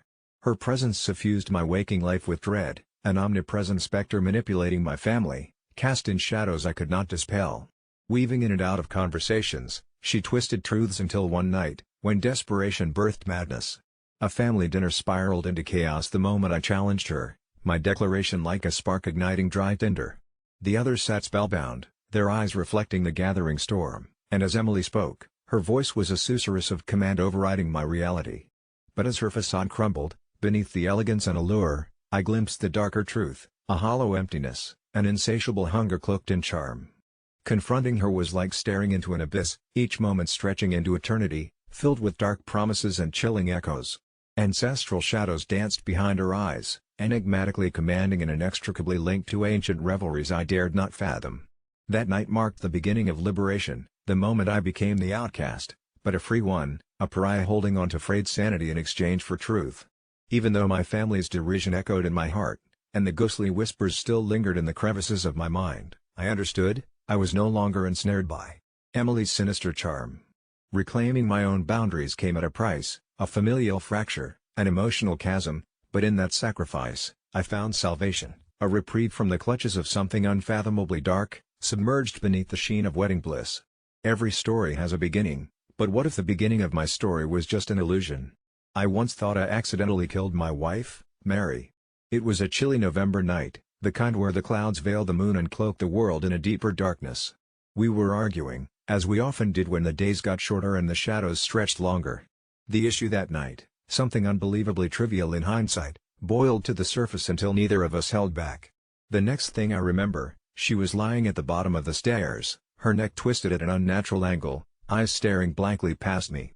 Panic-stricken, I stumbled back, my heart pounding in my ears, an overwhelming tide of dread washing over me as I struggled to grapple with the reality of what I'd done.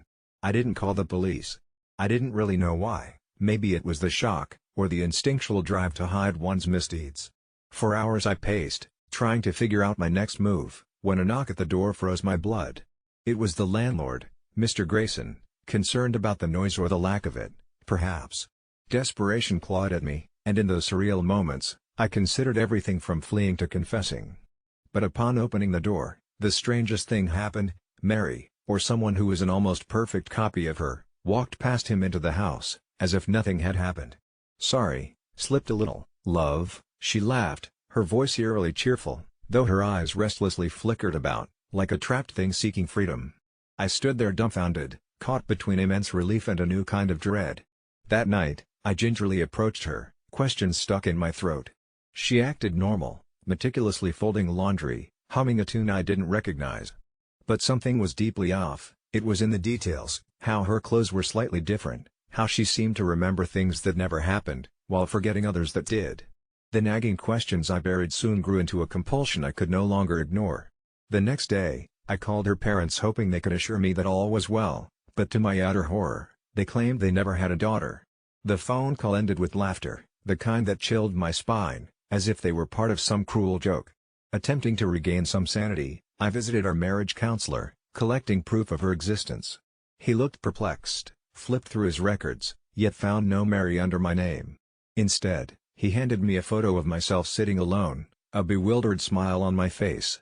Days turned to weeks. I went through her possessions, scavenging for any shred of evidence of our life together, but her clothes, her books, her shoes, they seemed aged with dust, artifacts belonging to someone who had long faded from this world. I considered seeing a doctor, fearing I might be slipping into madness, but paranoia whispered that I couldn't trust anyone with this truth. Each night, she slept next to me, her presence both comfort and curse, my mind rebelling against the notion that she might be a figment, a ghost woven from my guilt and longing. Who was this woman sharing my bed? Was she flesh and blood, or a specter masquerading in skin? Investigating further, I discovered something buried, an old journal scribed in my hand, detailing a life with Mary, dates and events meticulously recorded that ended abruptly with a scrawled note: "She comes from a place where reality's veil thins. She was never meant to be here." I trembled as the rest of the page was blurred like it had been swallowed by a memory unstuck from time. Struggling to understand, I decided to confront this imposter directly. "What happened that night?" I demanded, voice cracking like old paint. Her eyes flickered again, momentarily revealing something ancient and inscrutable. "I was never meant to stay," she whispered, her voice a melody of emotion intertwined with remorse. In that moment, reality fractured, and I glimpsed another world, a vast expanse of shadows twisted between glimpses of strange landscapes where the rules of physics dissolved. Suddenly, Mary, if that was her name, reached out, lightly traced her fingers across my cheek, a touch both familiar yet alien. Her skin felt cold, not the kind from winter's chill, but from deep space, endlessly vast and devoid of life. "You have to let me go," she murmured, a single tear trailing a luminous path down her cheek before her form flickered like a fading signal from a lonely star. Just as quickly, reality slammed back into place, yet the emptiness in my home, in my heart, remained. The police came the following morning with questions about Mary's disappearance, a victim of my anguished call made in the throes of my spiraling reality. The world holds strange truths, truths that sometimes slip between worlds. To friends and neighbors, there was no Mary, no wife ever existed in this world. Yet I know different. In deep silence, a framed photograph on my mantel shows us together, and in my heart, the shadow of a shared laugh lingers, fragmented but unyielding. People say when you lose someone, a piece of them stays in your world, alive in memory, haunting in reality, but what if they were never supposed to exist at all? When I first heard we were getting a new substitute teacher, I didn't think much of it. Teachers came and went, and we students just rolled with the punches. But the day Ms. Alaric walked into our 7th grade classroom was the day everything changed. She had an ethereal, commanding presence, tall, with jet black hair that fell in sleek waves past her shoulders, and piercing green eyes that seemed to see right through you. There was something otherworldly about her, as if she belonged in another century, maybe even another realm. Her voice was a soft, melodic whisper that somehow carried across the room, compelling everyone to stop mid-sentence the moment she started speaking. Ms. Alaric wasted no time in taking charge of the classroom, effortlessly gaining control with an air of authority that made even the rowdiest kids fall silent. From the first lesson, things were strange. As we opened our books, she told us that today we were going to explore history in a manner far different than we were used to. "Forget the dates and battles," she insisted with a mischievous smile, "we're going to time travel into the souls and emotions of the past." At first, we exchanged skeptical glances. Time travel? Surely not. But as she began to speak, weaving stories with such vivid imagery that the classroom seemed to swirl with colors and echoes of distant lives, a curious, almost unreal energy filled the room. I felt a jolt of fear when she directed her gaze at me, demanding I tell her what I saw beyond the dusty old facts.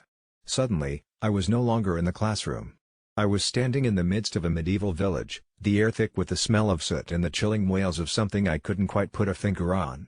Others in the room began gasping and whispering about their own startling visions.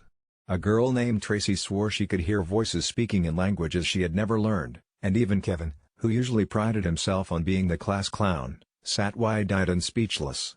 We returned from that peculiar lesson restless and curious, but something about the experience left me feeling heavy, like I carried a part of it back with me, something ancient clinging to my skin.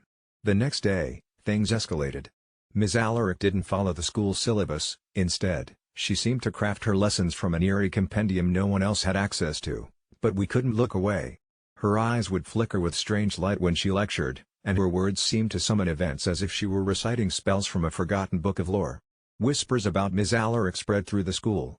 Some said she was a witch, others a ghost haunting the classrooms, looking for redemption or revenge. A rumor began about a substitute teacher decades ago who vanished mysteriously, and her description eerily matched Ms. Alaric's appearance, fueling theories that she had returned, although no one knew why or how. As I dug deeper, I stumbled across a dusty yearbook in the library's archives, confirming the existence of a Ms. Alaric from the 1920s, who mysteriously disappeared. The photograph was unnerving, her expression eerily identical to the one she wore now, yet it couldn't be the same woman, could it? At home, I couldn't escape the lingering presence of her lessons. My dreams were riddled with vivid nightmares of eras I had never studied but somehow knew intimately. My friends experienced similar disturbances, finding strange symbols etched into their notebooks without recollection of writing them. A few classmates even transferred out of sheer terror, but for some inexplicable reason, something kept me tethered to her and the strange, intoxicating allure of her classes. One evening, I overheard my parents talking about the recent changes they noticed in me and feared they'd soon seek counsel from mental health professionals. I knew I had to get to the bottom of Ms. Alaric's secret. Determined, I ventured into school after dusk. The corridors, which by day were filled with laughter and rushed footsteps, now echoed with shadows that seemed to dance with malicious intent under the dim emergency lights. I made my way to our classroom, feeling a pull toward Ms. Alaric's desk. My fingers trembled slightly as they traced the edges of something underneath. An old, dusty book bound in a type of leather that felt unsettlingly warm. The pages seemed to flutter of their own volition, revealing scrawls in an indecipherable script, save for symbols that mirrored the ones etched in my dreams. Just then, a cold breeze encircled the room despite the closed windows, and I heard her voice, deeper, resonating against the walls. "You've opened the way," she said, materializing from the shadows. My heart pounded as I stood frozen, caught between fear and an emergent understanding I couldn't yet articulate. She confessed her true nature, an eternal guide bound to a cycle of teaching and learning through the ages, drawing power and wisdom from the students who interacted with her, recycling souls like stories told and retold through time. This revelation struck hard, yet somehow I understood, I was always meant to partake in this strange dance outside time itself.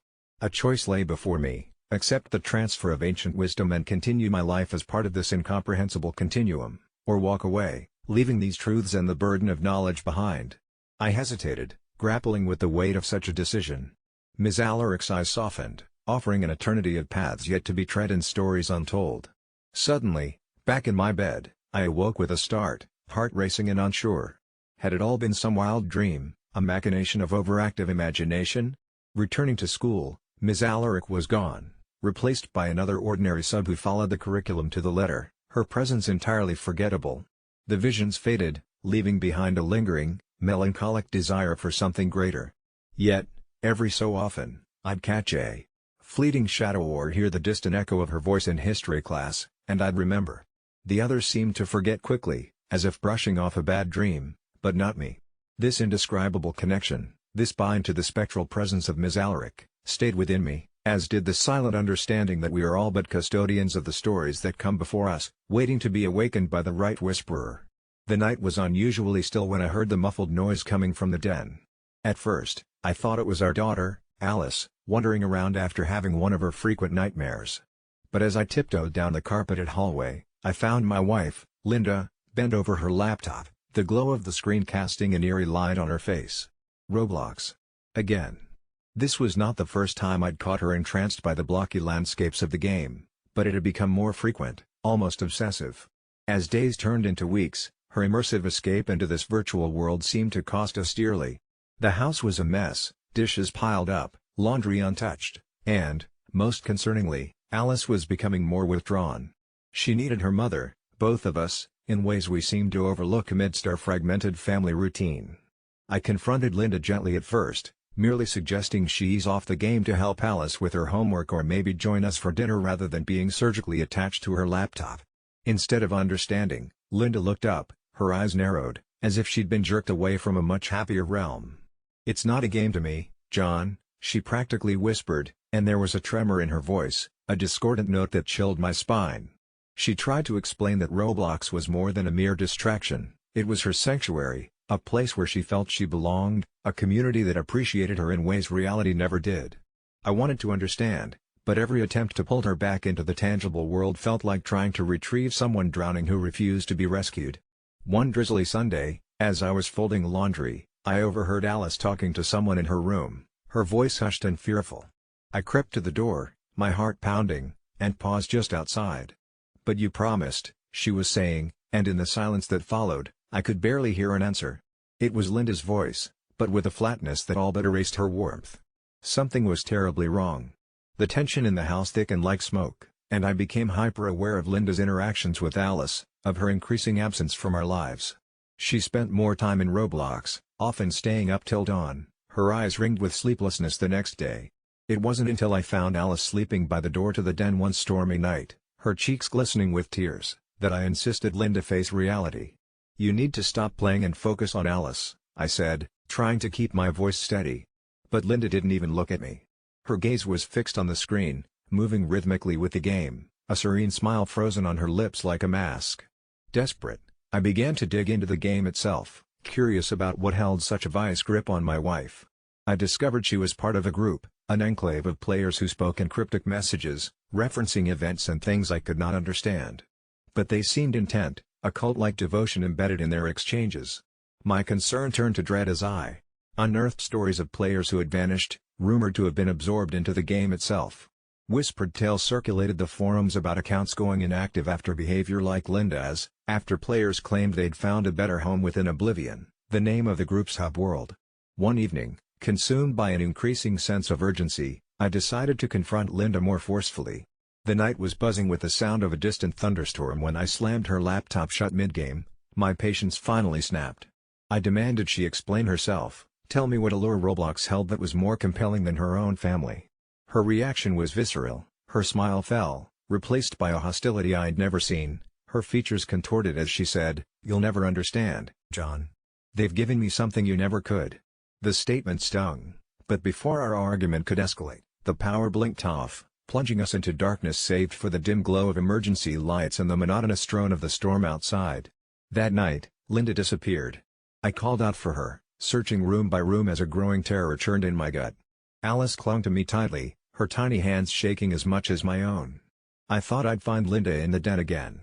But there was only her laptop, abandoned and open to a blank screen, except as I reached for it, the screen flickered to life with a distorted image of a game world set at dusk, eerily mimicking our home.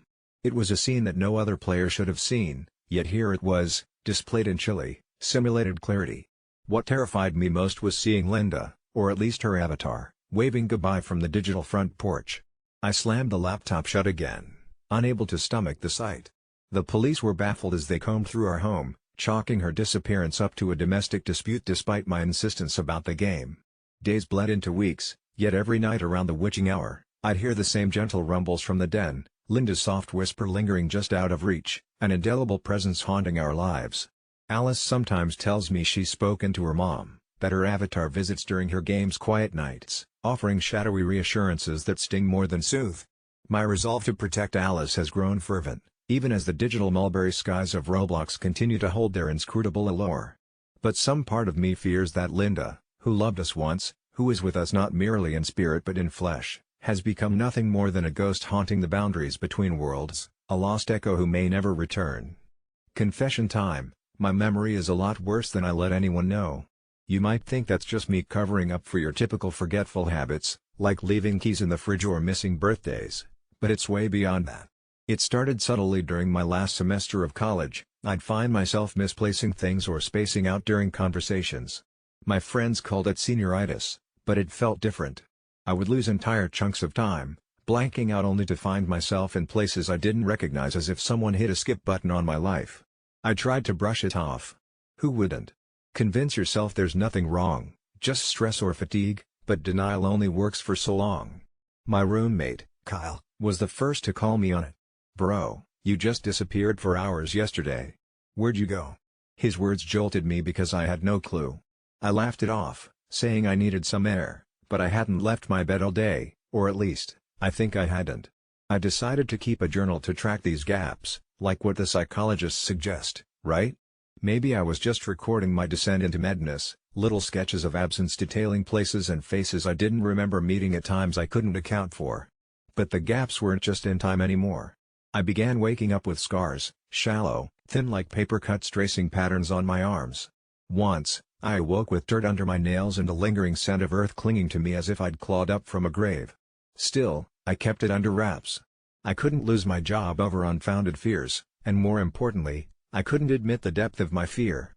Then, last Tuesday, something happened that I can't ignore. I came to an unfamiliar apartment building. I was in front of a door, key in hand, poised to enter as if I lived there, and that's when I heard whispering. Holding my breath, I pressed my ear against the cold door, the wood vibrating with soft murmurs of a conversation too low to understand. That's when I remembered more vividly. I'd been here before, outside this very door many times, though I never recalled stepping inside. I had no idea who or what awaited me on the other side. Panic gripped me, more lifelike than anything else felt in those days, forcing clarity into my fogged-over mind, and I bolted. I've been retracing my steps ever since, the rare few I remember, to recover my past.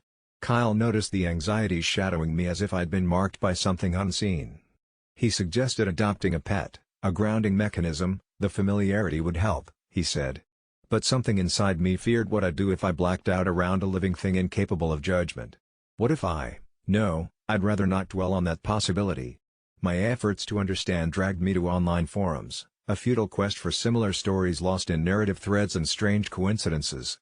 I found a post by a user, Shadow Skip, detailing their own experiences, eerily similar to mine, down to location-specific incidents. Without overthinking, I messaged them. We needed to connect, share our puzzle pieces. Their response chilled me. "We shouldn't meet. It'll make it worse. They always find you when you remember." I never sleep peacefully now, and the new scars seeping red are hard to dismiss. I think I'm unraveling. I got an email from a stranger yesterday. No subject, just a link. I hesitated, hovered over the link, and finally clicked. A live feed, grainy and dark, like old security footage.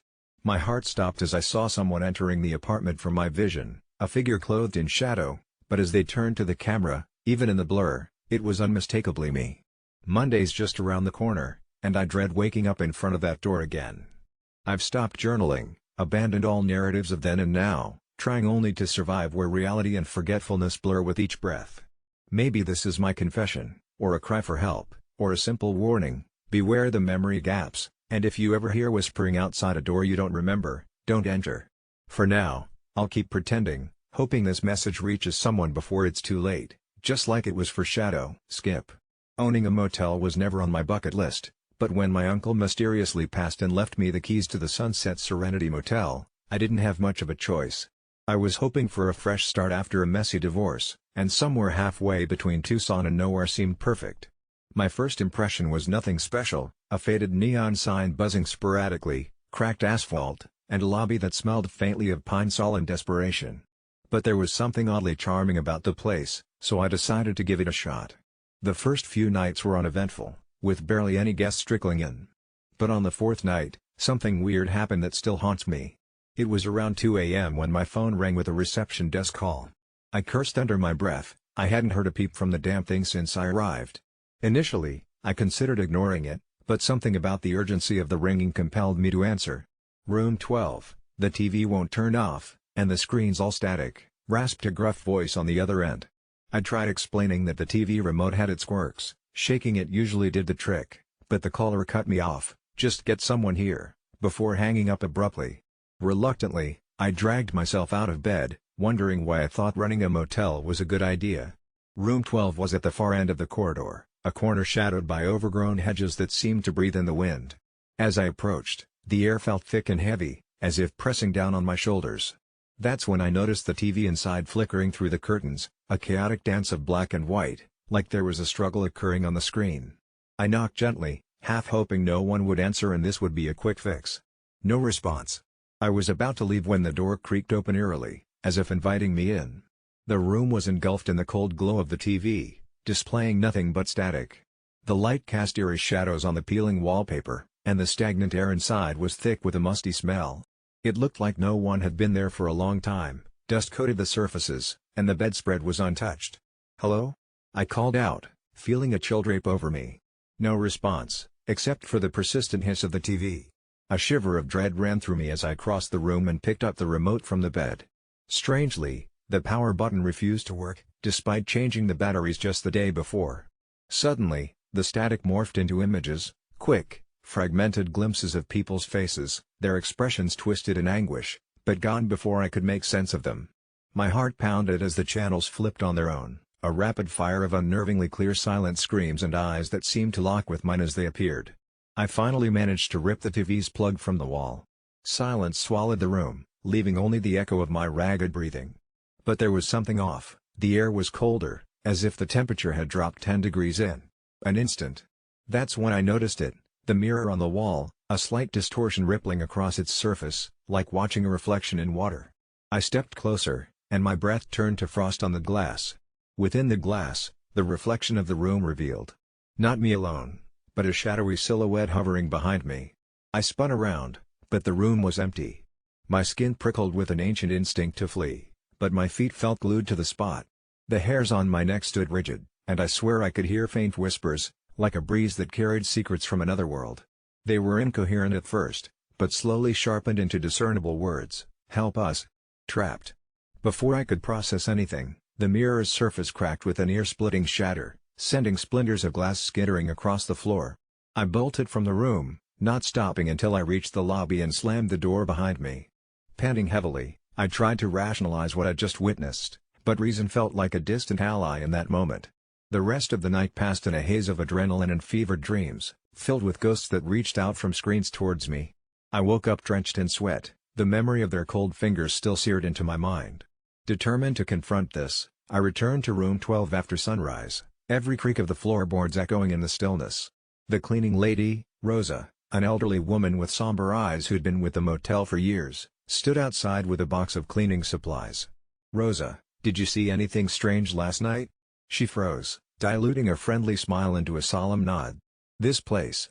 It holds memories," she whispered, speaking as though reciting from another's script. "Sometimes, they don't stay in the past."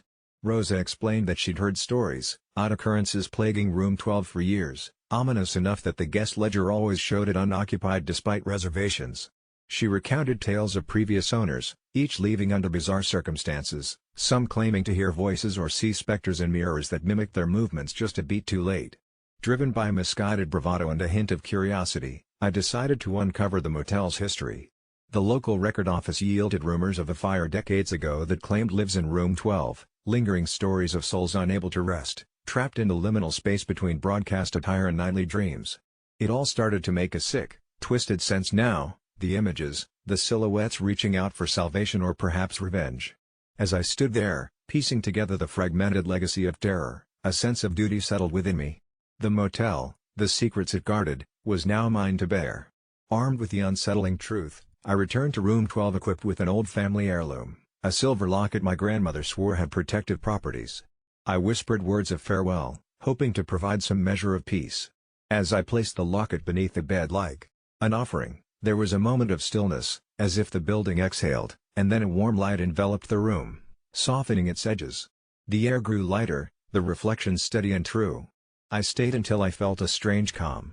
That night, the TV stayed off, and dreams, if they came, passed unnoticed.